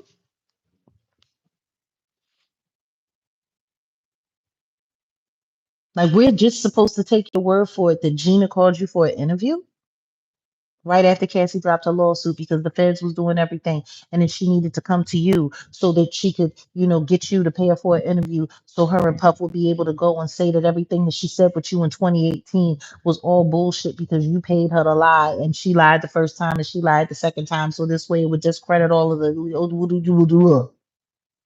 And you didn't take that? It's so funny. I've heard a couple of content creators use the word discernment that you didn't fall for it. Discernment? Where's the call log? You recorded the conversation. You're in a one party recording state, so you wouldn't need her permission to be able to produce the evidence that you taped that phone call with her. Where's the recording? You recorded everything you ever did with me and instructed everybody else that you put on me, whoever talked with me on the phone, to record everything. I know because I just heard one of Sean Davy Way's calls, Adrian Deontay Lewis's calls on somebody else's, on another content creator's channel, the premium celeb weirdo who I know is attached to you.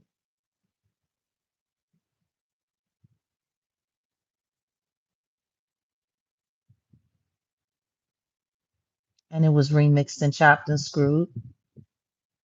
You telling me Gina came to you and you didn't record it? It don't make no sense. Not with you. Not at all. We 95 likes away. Where's the metadata? Liar. People can accuse me of being a liar all they want. Ain't nobody been able to prove it. Everyone knows you're a liar. It's been proven in the court of law with a judgment attached to it. And your tears all over YouTube about how unfair it was that you got busted for lying. Hmm? Where's the corroboration that all of the women's phones was being tapped and that the feds was? Where's the corroboration? How were you able to get that verified unless you're talking to a fed? Hmm? You record everything because you're a blackmail agent. That's what you do. You telling me you didn't record her? The discernment. What happened to your discernment? You missed that? Hmm? Put a 3 in the chat. If I'm starting to cook, put a 3 in the chat. Because see, that story would have sounded so much better if you could have played the recording of you talking to Gina about it.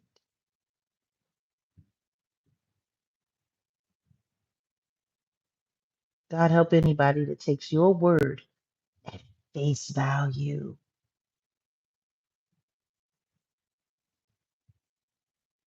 Hmm. We 85 away from the goal. Please keep double tapping that screen.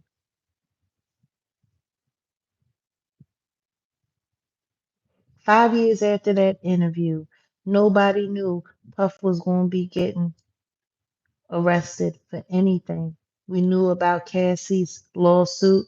We knew him paying her off in 24 hours made him look guilty. But how did you know that the feds were tapping all of their phone calls? Huh? How would you know unless a Fed told you? And why would they tell you unless you're an asset for them? You working for them. Because the feds don't talk to civilians about nothing. That's for sure. So are you a snitch? Are you a CI that you're able to say that so freely and openly? Hmm? And you telling me you spoke to Gina and you didn't record nothing? You didn't record any proof of her begging you for an interview and begging you to pay her? Even though everybody knows you don't pay for interviews and there's no way that you could have paid her without it starting some problems with you and why you can't pay Cardi B. I mean, like, your story is bullshit. What's sadder is how many people were willing to run with it and believe it. But see, the part that bothers me the most is nobody is seeing the fact that the reason why you got online first thing this morning and told that story was to try to do a quick cleanup because whoever is running your ass told you to do so because I ate you alive last night.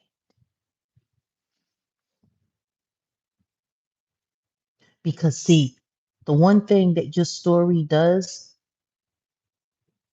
guarantee is that you wanted to make sure that everybody knew that she told the truth with you back in 2018, right? Because her whole purpose to come back to you to ask you to do another interview and pay for it would be to invalidate that first interview and how she's a liar and nobody believe her and she's a liar and she ain't nothing but a whore and she ain't nothing but a this and she ain't nothing but a that and she's everything that Young Miami said she was and whoopty woo and yada yada yada, right? Because that was the whole purpose because she was telling the truth the first time and she came back to you to try to invalidate that by getting you to pay her so that she could save Puff.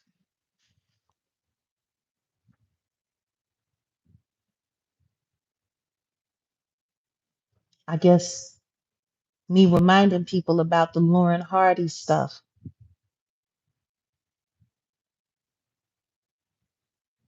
Harvey stuff. I think that probably pissed some people off. Or me highlighting that one clip of you corroborating that Harvey Leviathan, Little Hands, was cooking up stories on Puff's behalf to discredit disgruntled paramours, right? And so after that, she came back and went on the payroll. Like, you put that story together like a ham and cheese sandwich, but you did it sloppy. You left mustard and mayonnaise all over the counter. Hmm?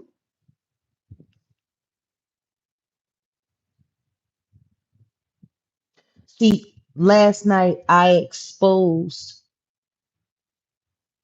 all of the lies and all of the the media manipulation that's been going on and everything that you've been doing. I used your words to hang Harvey Levin high. And then I was able to sit there and point out all of the other times that Harvey Levin and TMZ had been manipulating stories for the media's purpose to confuse the public so that they could stay in control of the narrative and allow these so-called elites to continue to keep running wild and committing all kinds of crimes and doing all kinds of things. I used you to do that. Put a 4 in the chat if I'm cooking.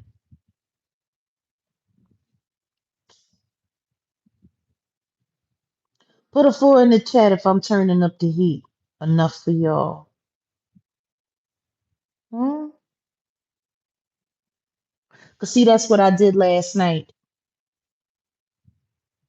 And everything that you did this morning, and all of the content creators that I pray to God weren't contacted to corroborate your story so it could outweigh or drown out the reality of everything that I pointed out last night. Because see, last night, or at least today, 24 hours later, my video busting y'all asses out only got 101,000 views in 24 hours. That's all it got.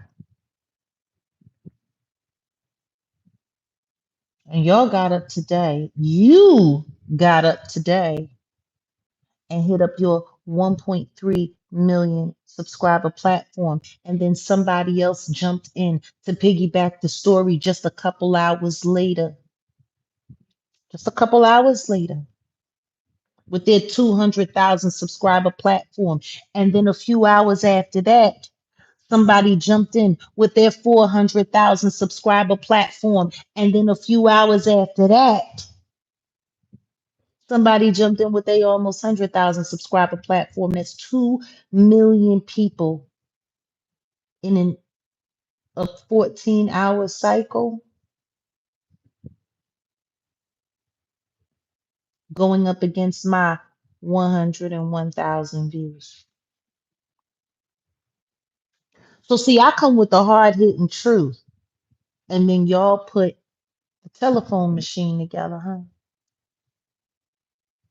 Hmm? Y'all put your little game of telephone together to try to drown out every real thing I had to say last night. Because the truth is the person that it hurt the most was you. I made sure of it. I used your words to hang Harvey Levin's dirty draws out for everyone who watches my videos to see. How sad is it that y'all are so insecure about my less than 100,000 subscriber platform that not even just your 1.3 million subscriber platform was enough to go after it. You had to make sure that y'all tried to pummel the entire truth completely out of the way. 2 million subscriber reach, and all I got was 100,000. And in the remix, and in the remix, and in the remix, and in the remix.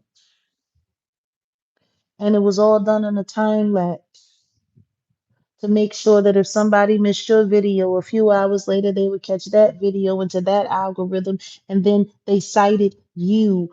Every last one of them that covered that video cited you, so people would go back to hear your video. Because the truth is your platform is dying. Your numbers ain't numbering. You got over 1 million subscribers and you can barely go viral anymore. So you need to make sure that these other content creators cite your name so they come back to watch your bullshit.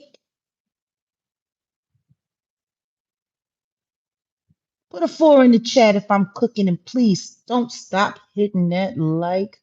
We need 40 more. Hmm?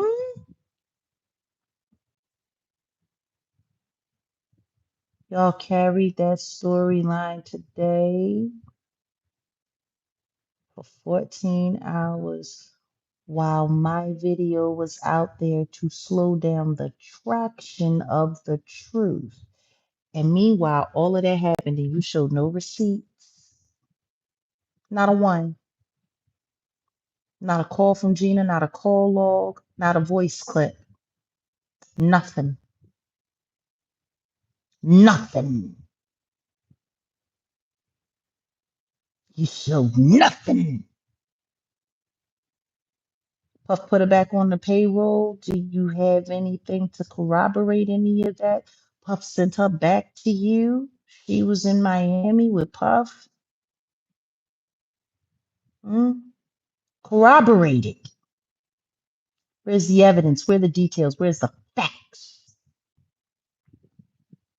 Not a picture, not a Cash App log, not a nothing. Or am I tripping? Hmm? Or am I tripping?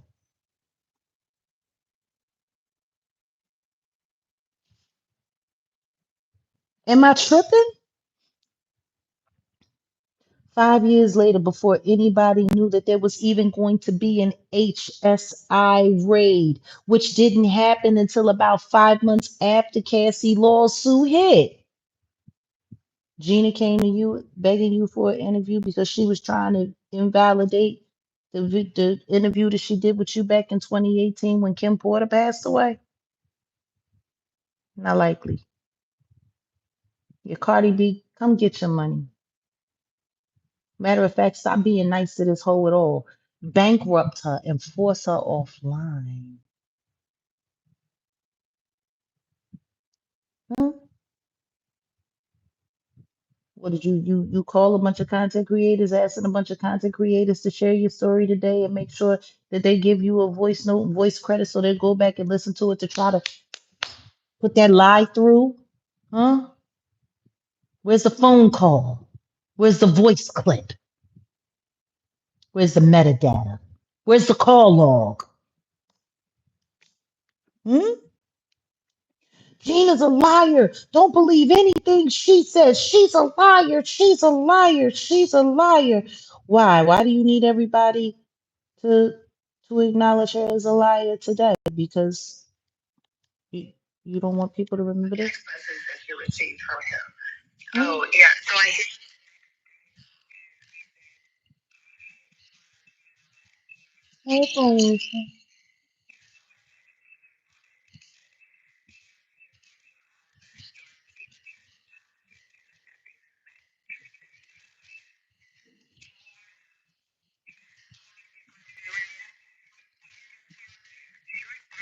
and said,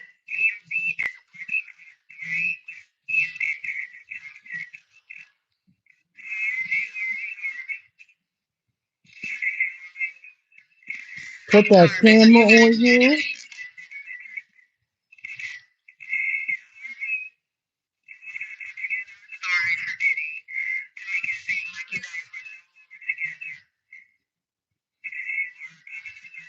So he was going to create a scandal, is what you're saying.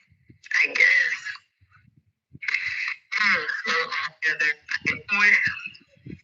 I want you to be clear with that. So he responded. He responded and said, TMZ is working on a story. I could see you getting a phone call from Harvey Levin first thing this morning. I could see that. I definitely could. Welcome, welcome, Phoenician. Welcome, welcome to Jag Nation. I could see that because when this was being played, there was a lot more to it. I grabbed that voice clip because of the relevance. I could see you getting that phone call.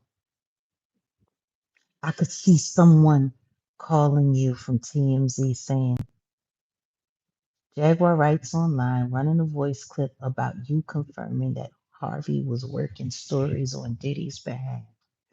We've been working this trial, we've been doing all of this, and now everything is falling apart. You need to go clean that up. Destroy Gina and make sure that everybody else on YouTube does it too.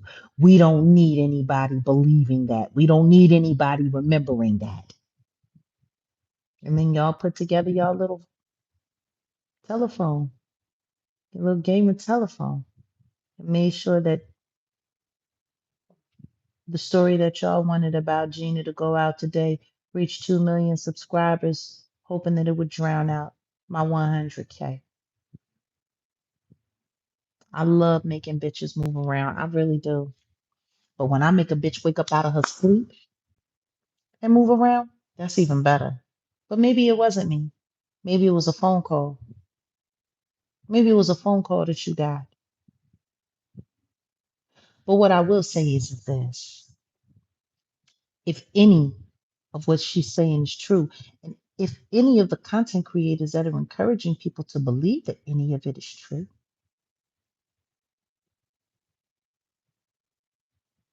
Tasha K should be able to produce some evidence, a voice clip, video, call log. Like, why would you want to sell that story and not bring any receipts? Hmm? None of the content creators that ran with the story thought all of this was just so convenient. Hmm? Hmm? Or did you need to come back and do some quick disinformation because you got a phone call? Because I caught y'all slipping. I mean, because I did catch y'all slipping.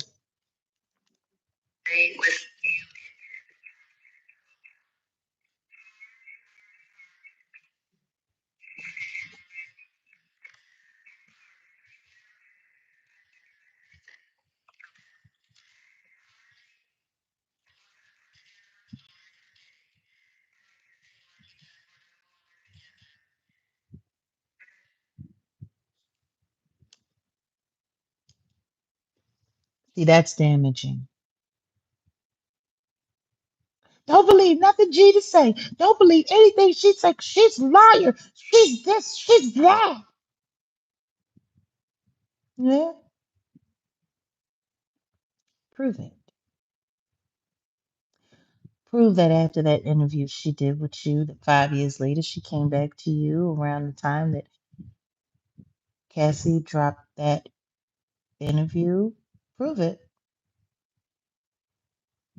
Because, see, I know what a liar you are. I'm not stupid enough to take your word at face value. The question is why is anybody else? Hmm? Why is anybody else?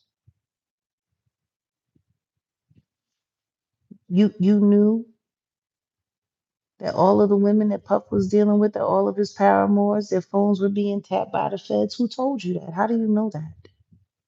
How can you substantiate such a claim? Hmm? Oh,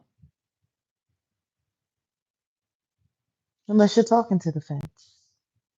Hmm? You talking to the feds, Trash? Thank you. I appreciate you guys. Thank you for that 1,000 likes. We want to make sure that this message reaches her quickly. You talking to the feds, Trash?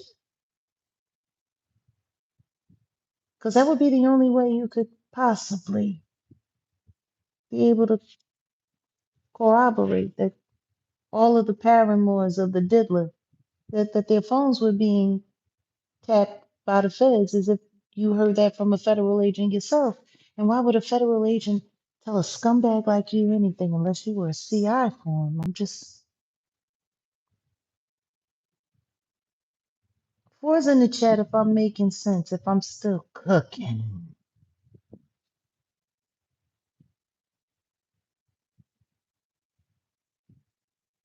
Hmm. Exactly, Michael. You want to know what's really sad? While she's busy sitting here trying to finger Gina for lining her up, right? That's what she's trying to do. She's trying to create a story that Gina tried to line her up. And guess what that also does? It also makes other content creators, if Gina should want to go to somebody else and talk to somebody else, it makes them not want to talk to her because of what she said. She just made a poison, see? So she has control of that narrative. Hmm.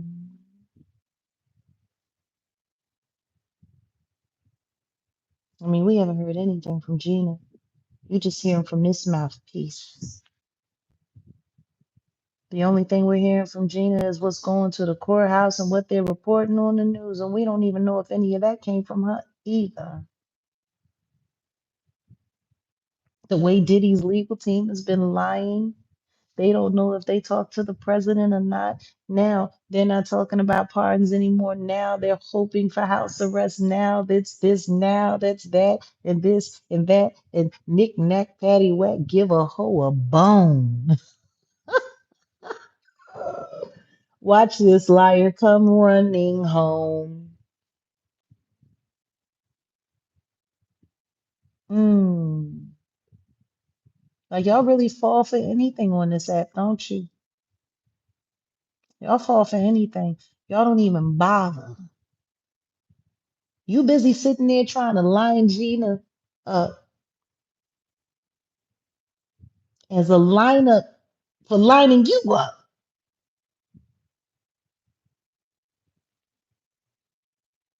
But I got court transcripts that should be coming soon about a court hearing that happened over a week ago where you were being fingered and used to line up Deore Hadley allegedly. I'm going to say allegedly now because I am not going to put that young woman's case in any jeopardy. But allegedly, there was a court hearing a week ago where you were used to line up Deore Hadley to have her convicted of committing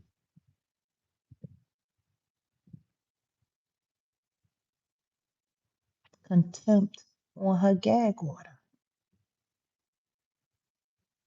Allegedly, why would evidence of your social media posts be used to convict Deore Hadley of contempt? Hmm? Why?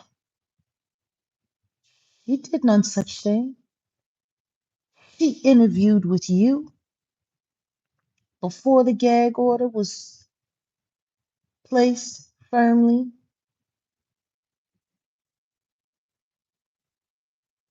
Huh? Why would your material be used to have Deore Hadley thrown in jail, allegedly? Hmm? It's funny, you want to finger Gina for trying to snake you, but why ain't nobody talking about you allegedly trying to snake Deore Hadley? Hmm?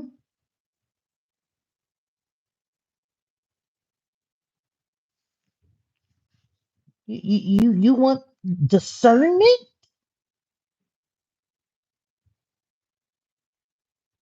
Huh. Because allegedly your name and your materials were mentioned in a court hearing that happened in Miami. I'm going to wait until I can see the transcripts because that's what the judge asked for. That anybody who reports on that story do it with the actual transcript. So I'm saying allegedly, out of respect for her case. But allegedly, after you did the interview with her, you made sure that you dropped social media content with her name attached to it, framing it up, almost making it look like she was defying the gag order. You want to talk about Gina trying to line you up? Who gives a shit about that? Somebody ought to line you up. Maybe I'm lining you up right now. Who knows? But for you to do an interview with that woman and then use what little association you had to potentially put her in a position where she could be arrested and thrown in jail, that's just nasty. Allegedly. I should have the court hearing, the court transcript soon from the hearing. This is a federal case. But then again, it's a federal case. And for whatever reason, you seem to know when the feds are tapping people's phones and able to speak about it candidly. Hmm. Hmm.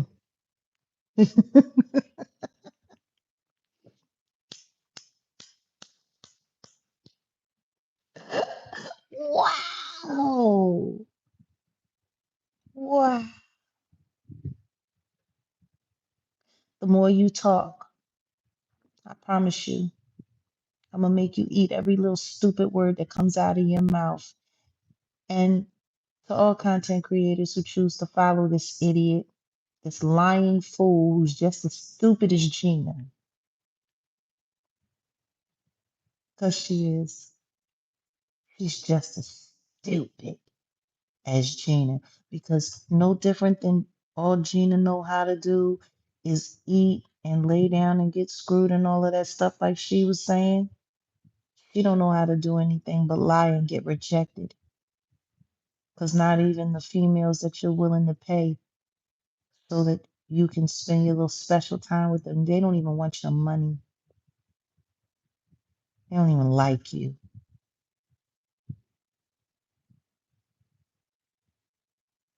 You're just as big a loser as Gina. And you're probably a bigger liar. Hmm. Honestly, you're probably jealous of Gina. Hmm. That's how pathetic you are. And that's how pathetic you've always been. And that's how pathetic you're gonna remain. You content creators, you better beware.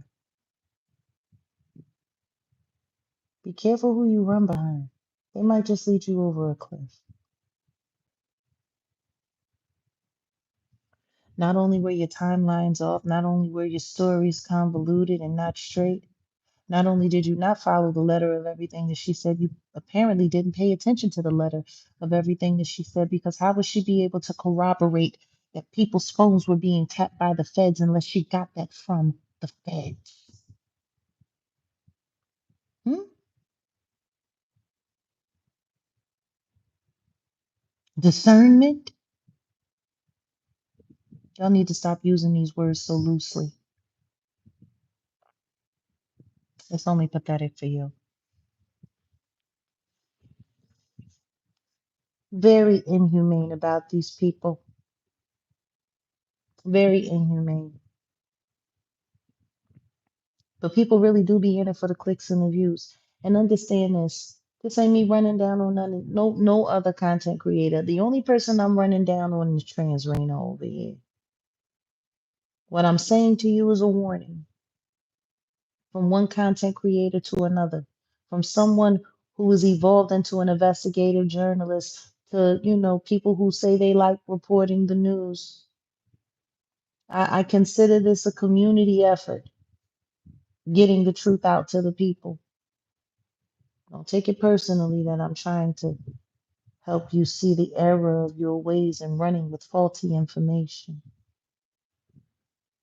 Now, I've said no names.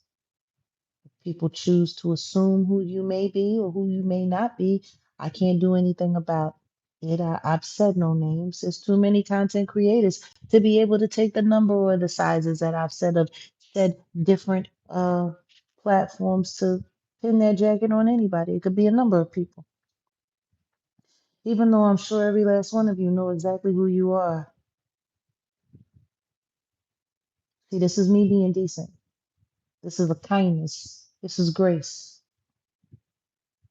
Because I could have spent like 45 minutes really, really, really smearing it all out for everybody to see. And I'm not interested in that. What I am interested in is that people see the truth in how um, made up bullshit stories with no real corroboration or any real facts or details or receipts. Because, see, this is the thing that I do know.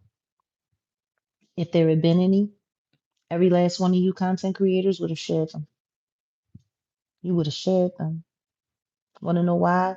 Because a lot of y'all shared the receipts that she showed of the fake strikes when Desiree Perez allegedly came after her for the Deore Hadley interview and she won the strike and people were able to take and put up the screenshots that she got came after and that YouTube rejected it and all of that and whoop de woo and then they had to go back and clean it up for everything. But you want to know what's funny?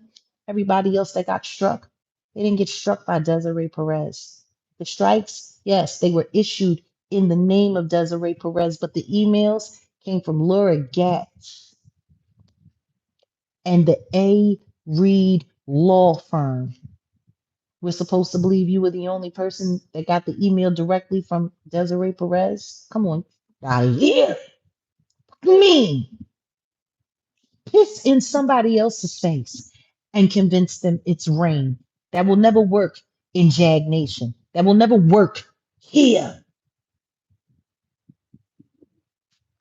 How many times does this bitch gotta lie? Y'all gonna sit up there and cape for it before you start feeling like suckers. Her channel was the last one struck, and hers is the only one where the video didn't have to go down and she didn't take no hits and didn't lose no monetization, but everybody else had to take hits. Everybody else was demonetized, or their channels was taken away altogether before it was done, before they was returned. No. You did that story to cover your ass because you failed trying to make Demore look crazy. And when that didn't work, you turned around allegedly and you put up a social media post allegedly and you attached Demore's name to it allegedly without her permission after the gag order had been set so that somebody from the other side, from Rock Nation side, could sit up there and say that Demore allegedly went out of her way to break the gag order, allegedly, and be held in contempt of court.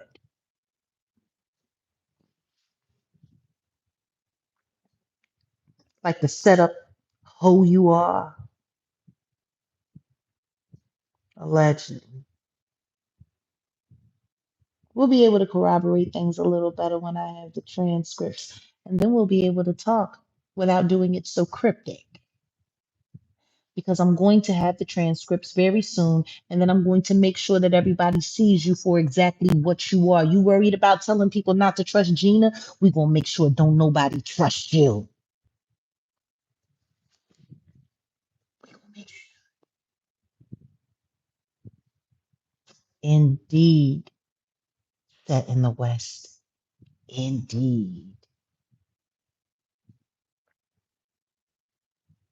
Hmm. Ooh.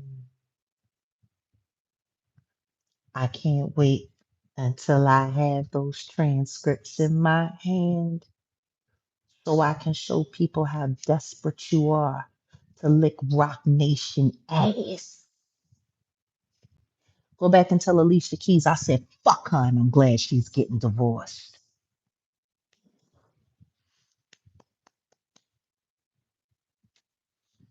Well, maybe she's not talking to you anymore because you failed getting rid of me. I'm curious, who are you going to be friends with now? Swiss or Alicia? It's Swiss mama that delivered your little brat, right? You know, Alicia's very good at ignoring people and pretending like people don't exist. Wonder if you're going to be doing any commentary on the divorce. Yeah. So anyway, yeah, that was pretty much it. It's been a very interesting week. We went from I'll be sure posting on his social media about the 27 outlets that he discovered. Allegedly, yes, Alicia Keys filed for divorce because Swiss Beats is the same cheating animal that he was when he was cheating on the wife he was with when he got with this bitch and brought her up in the house and she was sitting there pretending to be that woman's friend while they was sitting there working on the album and then next thing you know they was together and that woman was over. Yeah, allegedly the divorce is happening while they was busy pump faking on their 15th anniversary that everything was okay. Allegedly, she was filing for divorce the next day and they just did it all for show, or whatever the case may be. So yeah, I guess I was right about that too. Ooh, 5 years later, it's like a bottle of wine when you let it age, it just pops in the flavor. Hmm. Anyway, what was I saying? Yes, we started at the top of this week with Al B. Shore coming forward and saying that there were 27 news outlets that were scrubbing the internet of actual and real information and, you know, chopping and screwing and remixing it with their own version, whitewashing. We further then went on to talk about how I'll be sure's post was taken down. And even though his book was scheduled and set up for pre-order and ready to be sold and come out, now at the end of the week, the book's not coming out. It's been put on hold for whatever reason. There's about 80 million different stories. Some people said it was creative differences. Some people said it was juicy enough. Some people said it was not juicy enough. Some people said it was this. Some people said it was that. I don't know how anybody could say what the book was unless they've read it. Has anybody even read the book to know what was in the book or what wasn't in the book? What I do know is that Simon and Schuster probably got a bunch of phone calls from the P. Diddy legal team, and I could see them not wanting that book to come out before sentencing because if it said anything that could have painted him as even more violent and dangerous with the late Kim Porter, then yeah, that would probably not help the diddler either. Hmm. And that was just this week. What a roller coaster ride it's been. Us sitting here breaking down disinformation and media manipulation in real time. Have you guys learned anything this week?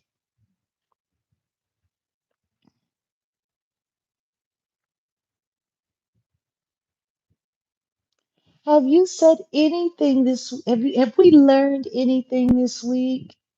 Has this been a big week of learning? I hope we've learned a lot.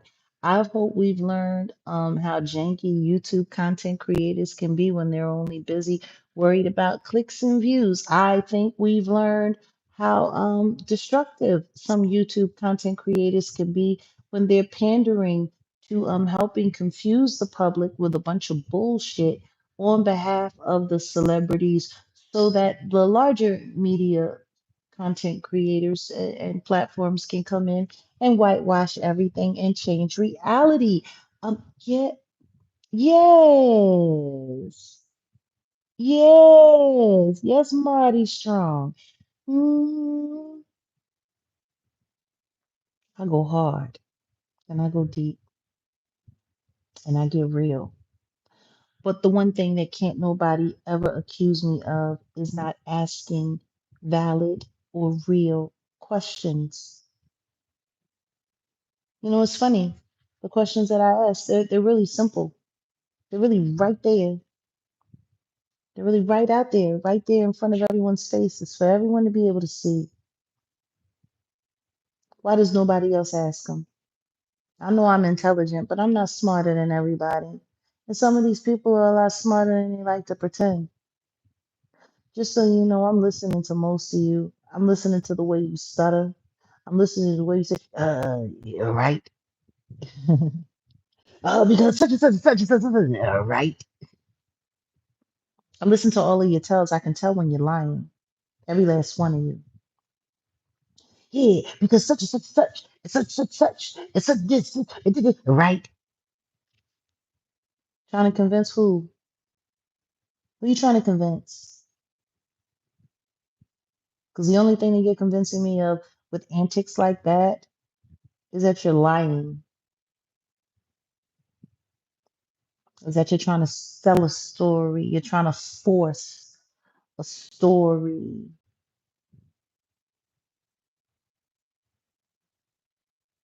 Some of y'all breaking news ain't nothing but breaking wind, really.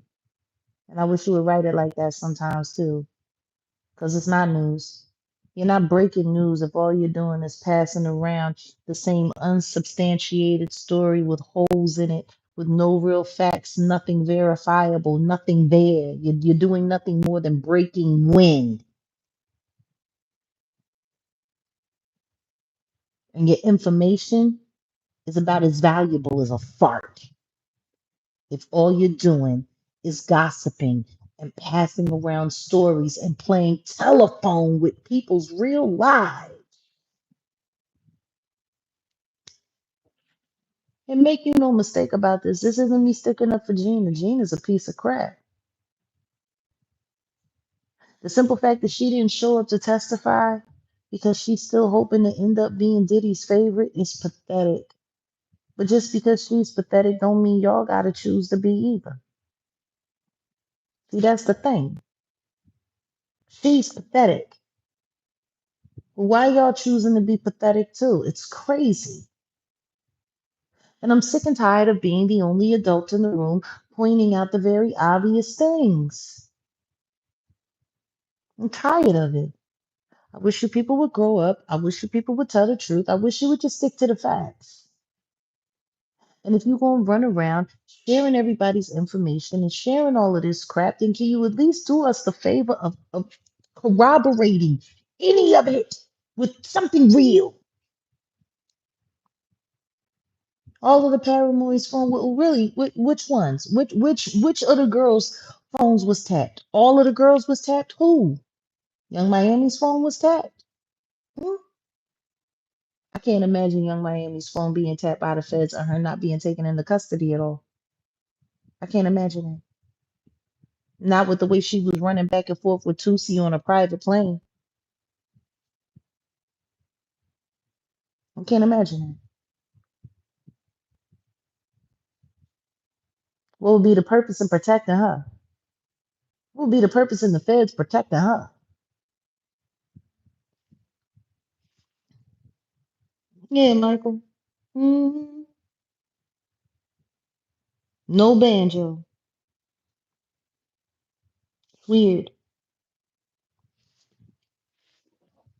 I just, I wish you all would grow up. That's all. I wish you all would grow up and stop playing. Stop playing with people's minds. Stop being so comfortable with spreading lies. She talked to Gina right after Cassie's lawsuit dropped. As badly as she was looking for viral stories and she waited until now to share it, she talked to Gina right after Cassie's lawsuit and she didn't record it. She didn't tape it. She talked to Gina right after Cassie's lawsuit dropped. And she didn't run with the story because she wouldn't have needed to interview her at all. That would have been story enough.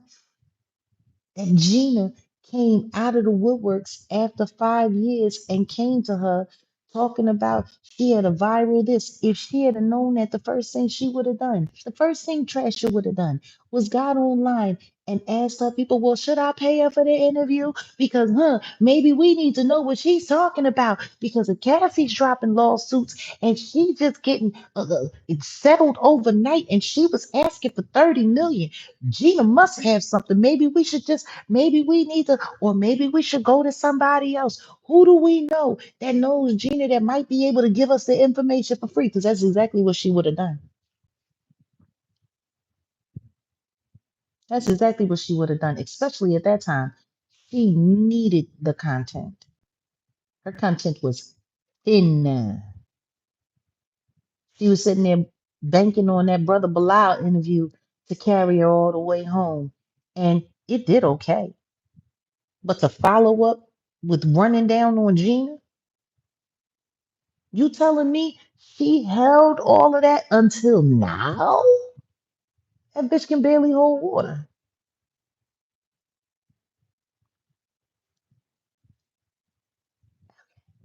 So, mm, mm, mm, mm, mm, mm, mm, mm, mm, mm, mm, mm. Yeah, I'm sorry. I don't buy it.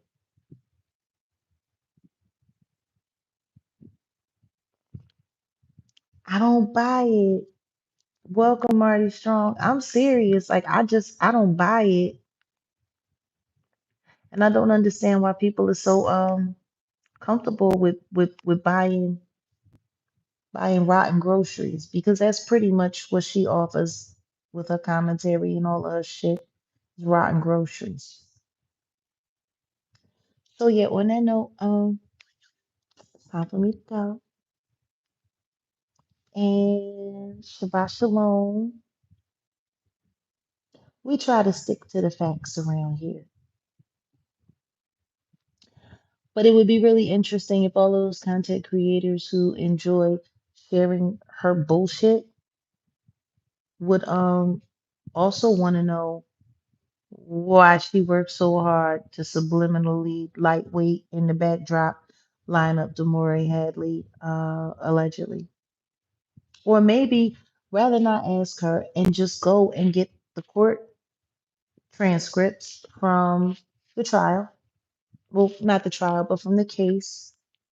It happened in Florida and it was federal, in the federal building.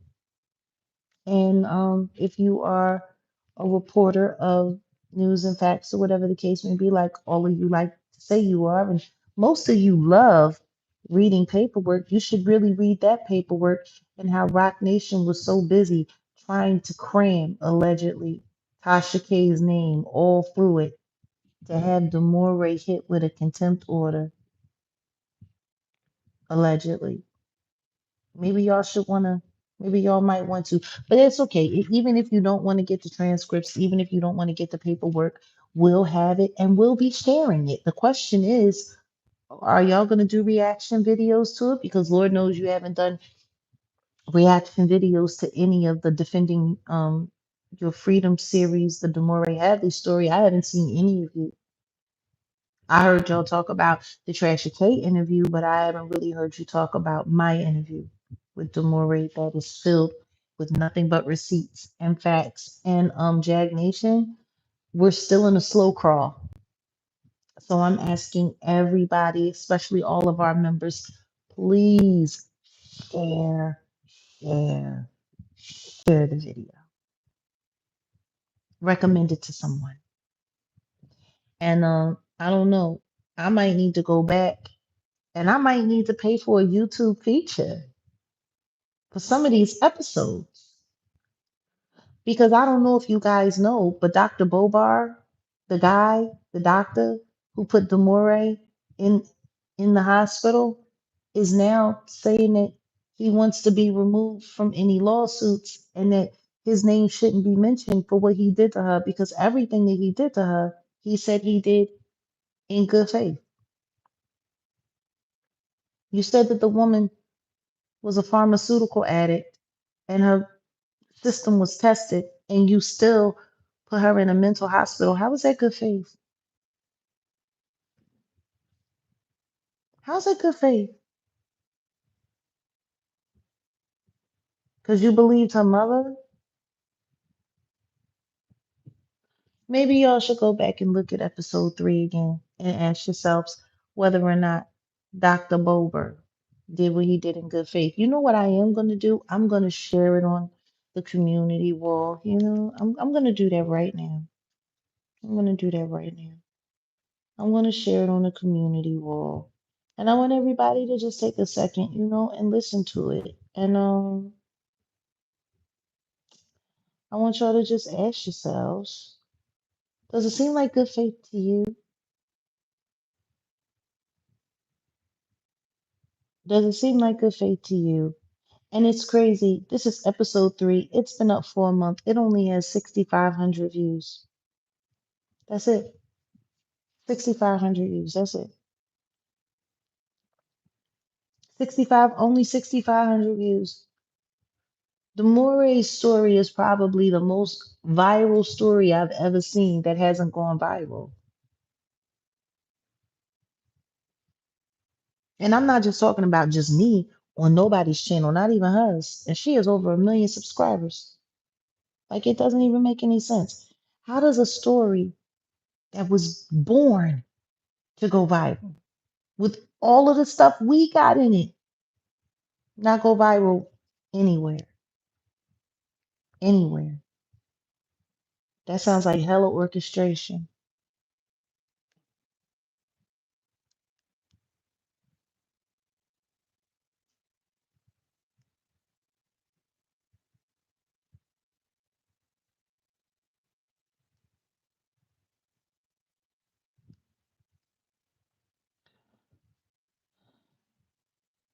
Dr.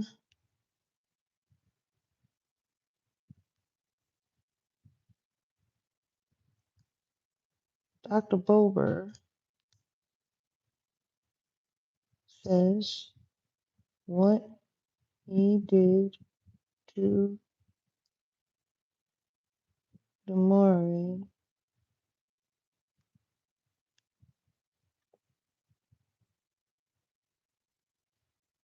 wasn't good faith.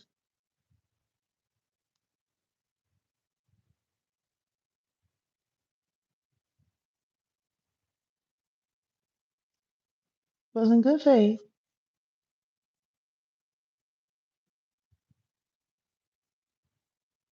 because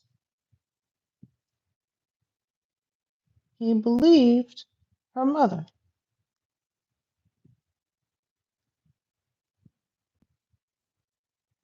Watch this episode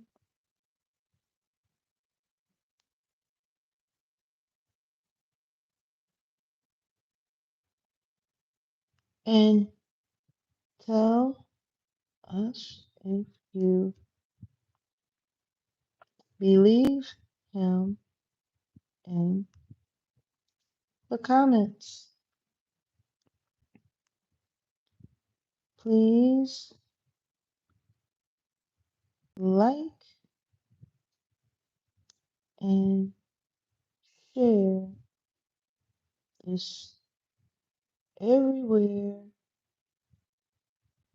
you can. Thanks.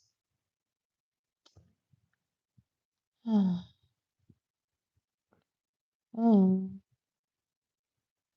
hashtag justice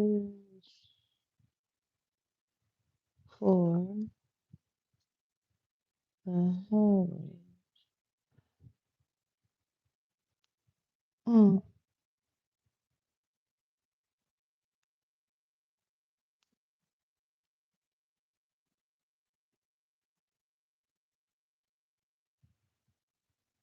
there we go. Okay, it's up on the community wall. I just shared episode 3.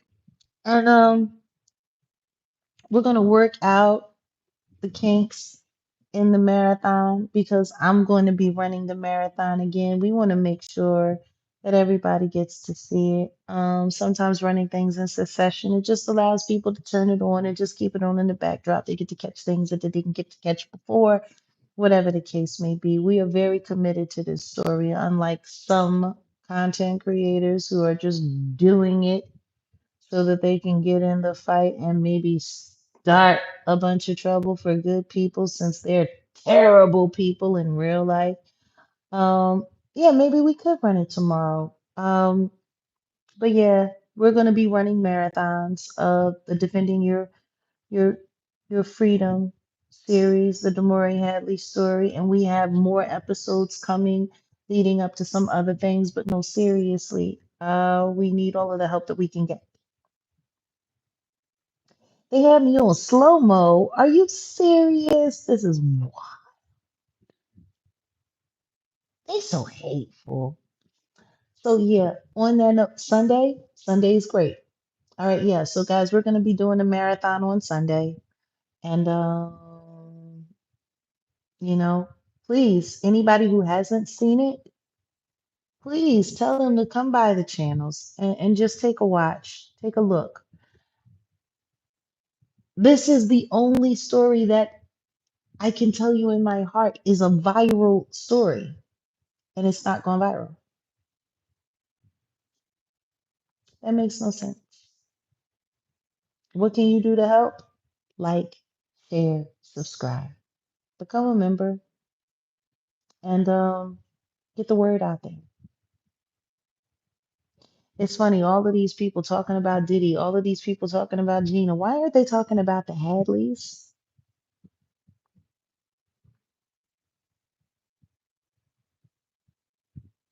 Like, I'm serious. Why is nobody talking about that story still? Like, it's so not getting what it deserves. Share, share the information. Share the information. That's what you can do to help. You're a member. Encourage somebody else to become a member. Um, as our numbers grow, we can get more done. But everything that I just shared with you guys tonight, we hit them real heavy with the truth last night. It caught 101,000 eyes, and then they turned around today and they made sure that four platforms that amassed 2 million subscribers tried to create a spin on the story so nobody would pay attention to it. Meanwhile, everyone knows this channel is being heavily suppressed. So they were trying to get a head start. You know, I hate the fact that they're always trying to cheat us to beat us.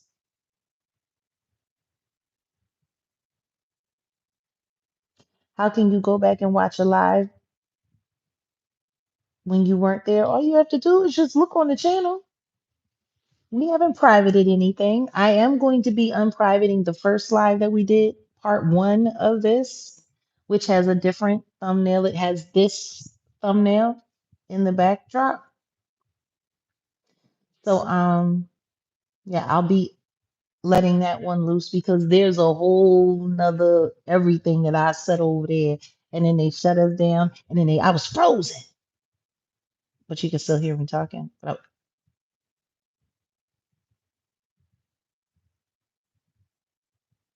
I was frozen. They froze me. They turned into Elsa. They turned into Elsa and they froze me. But you could still hear me talking though. It was a little echo for a little while. It was weird. And then while we were wrapping up over there, I set up this live and then we came over here. And we want to thank everybody for the over 1K likes. Thank you for the super chats and the contribution to the channel. Thank you. Welcome all new members and subscribers. And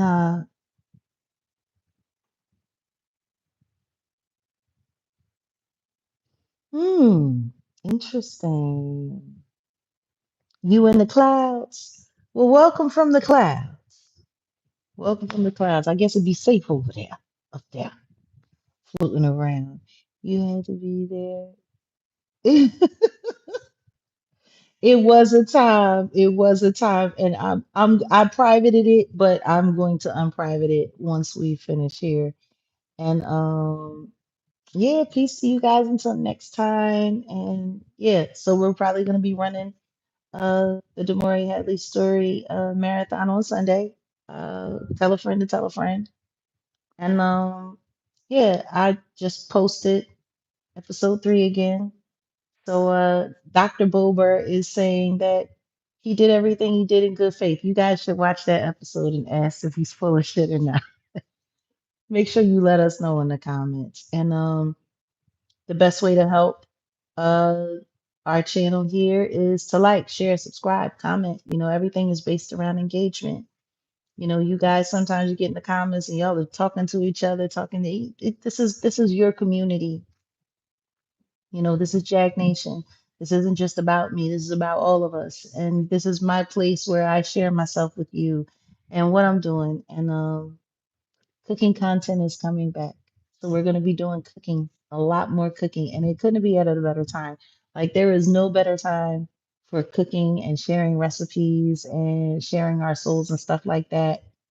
Um, then in the fall, you know, there's a holiday season is coming up, all kinds of stuff. Fall cooking is really great. There's some really great recipes that I can't wait to share with you guys. And Grace is going to be coming back. I'm hoping that we'll see Ayasha more. You know, I'm glad that they had the summer off and they didn't have to deal with any of the weirdos and all of the crazy stuff that was going on. Book club is coming back. Grace can't wait. Yeah, we got a lot of stuff to get back to, you know. But we needed some time to regroup and recalibrate. We took a heavy hit. Rock Nation came for us hard when we started working on the Hadley story, and we needed to make sure that we could protect what we had here. And you miss salmon bagels? Me too. I gotta figure out this late night pasta thing. I think I gotta figure that out. Mm.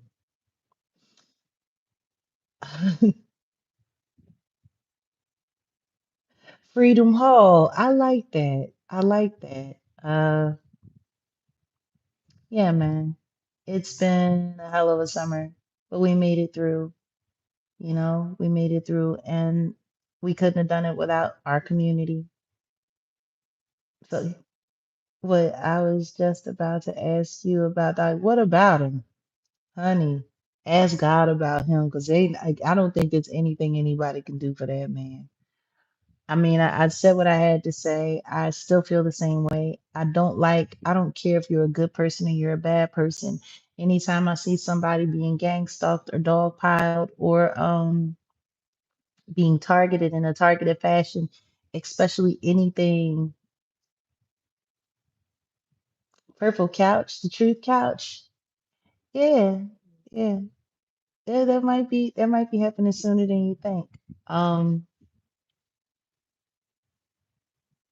no, but seriously, and then we have a couple other stories that are going to be coming regarding defending your freedom. Deore Hadley, that's our flagship story, but that's not our only story. We have a few other stories coming, and if you guys know anybody who's interested in sharing their story, especially if it runs in the theme of what we do around here, please tell them to send us an email so we can interview them and see whether or not it would be a good fit for the platform. But like this is just the beginning. This is a This is just the beginning.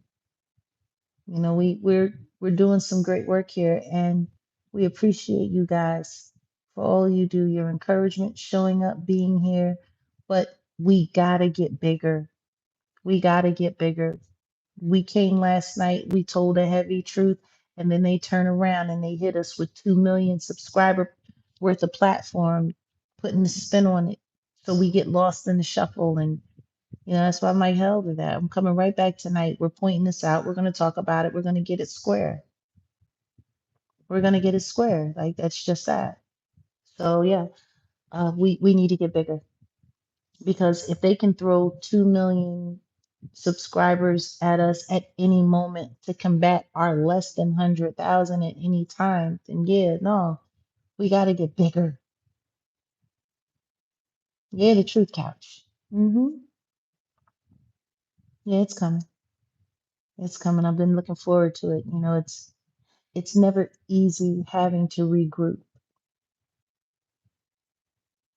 Don't stop. Oh no, we don't do sin here. We go straight up hardcore. Thank you, Ken Corey. Thank you for coming through and thank you for supporting the platform. We appreciate you. No, but seriously, guys, we got a lot of work to do, but we got to get bigger. Tell a friend to tell a friend. Become a member. Um, they had to counter because if that would have lived during the weekend, it would have been a problem. Well, you know what? I'm going to continue to keep sharing that video throughout the weekend, and I hope it is a problem. I hope it is a problem. I hope it stays a problem. I hope the truth that we share with everyone stays a problem. And you know, I don't have a problem with it. I love making people move. I love forcing people to get up early in the morning and come up with shit. I do. I love it. I really do. If you have good intentions, put it out to the universe. Tonight would be great with a full moon. Oh yeah, yeah. I wanted to visit the moon tonight. It glows here in the mountains. It glows. So just been so daggone hot. Jesus, you know, just oh, yeah. That's what we do here. We do the truth. There's enough people telling lies. They don't need our help. Facts. Had to try to spin the story, to try to discredit. Yeah, yeah, always. That's what it's always about. It's always about discrediting me. I probably should be flattered at how many people they use to work against me. And it's just us here, you know. Like I said, we're a small community, but we're growing, we're building, and you know, the Jaguar is real. And we are the J Truth sector. And that's what we do here. And we have people like Auntie Leah, and we have people like Archangel Michael, and we have Nick's Mountain Goat, and we have Jay Nizak, and we have Natural One, Ayasha Shea Bay, and we have so many content creators that are growing here. Auntie Leah finally crossed her 1K subscribers. I couldn't be happier for her, and I know we have more people coming that are going to be following in her footsteps. Each one of us, we monkey bar our way up and we build it. And I promise you, when we can finally get to the point where just in our little community, we can reach a million subscribers. It's a big deal. It's a big deal, you know. So we're getting closer to our goal. Don't forget, our 1 month anniversary is, I'm sorry, our 1 year anniversary is about 6.5 weeks away. So we got 6.5 weeks to make it to 100,000 subscribers and 1,000 members. That's the goal for the 1 year anniversary. Um, I think we can do it. I think we can do it. We need to do it because they do too much. They do too much, and we need to do more. So yeah, all right, guys. Love you all, and yeah, this is real fun. Shabbat shalom. For some people, the Sabbath is ending. For some of us, it's just beginning. We are a worldwide platform, ain't we?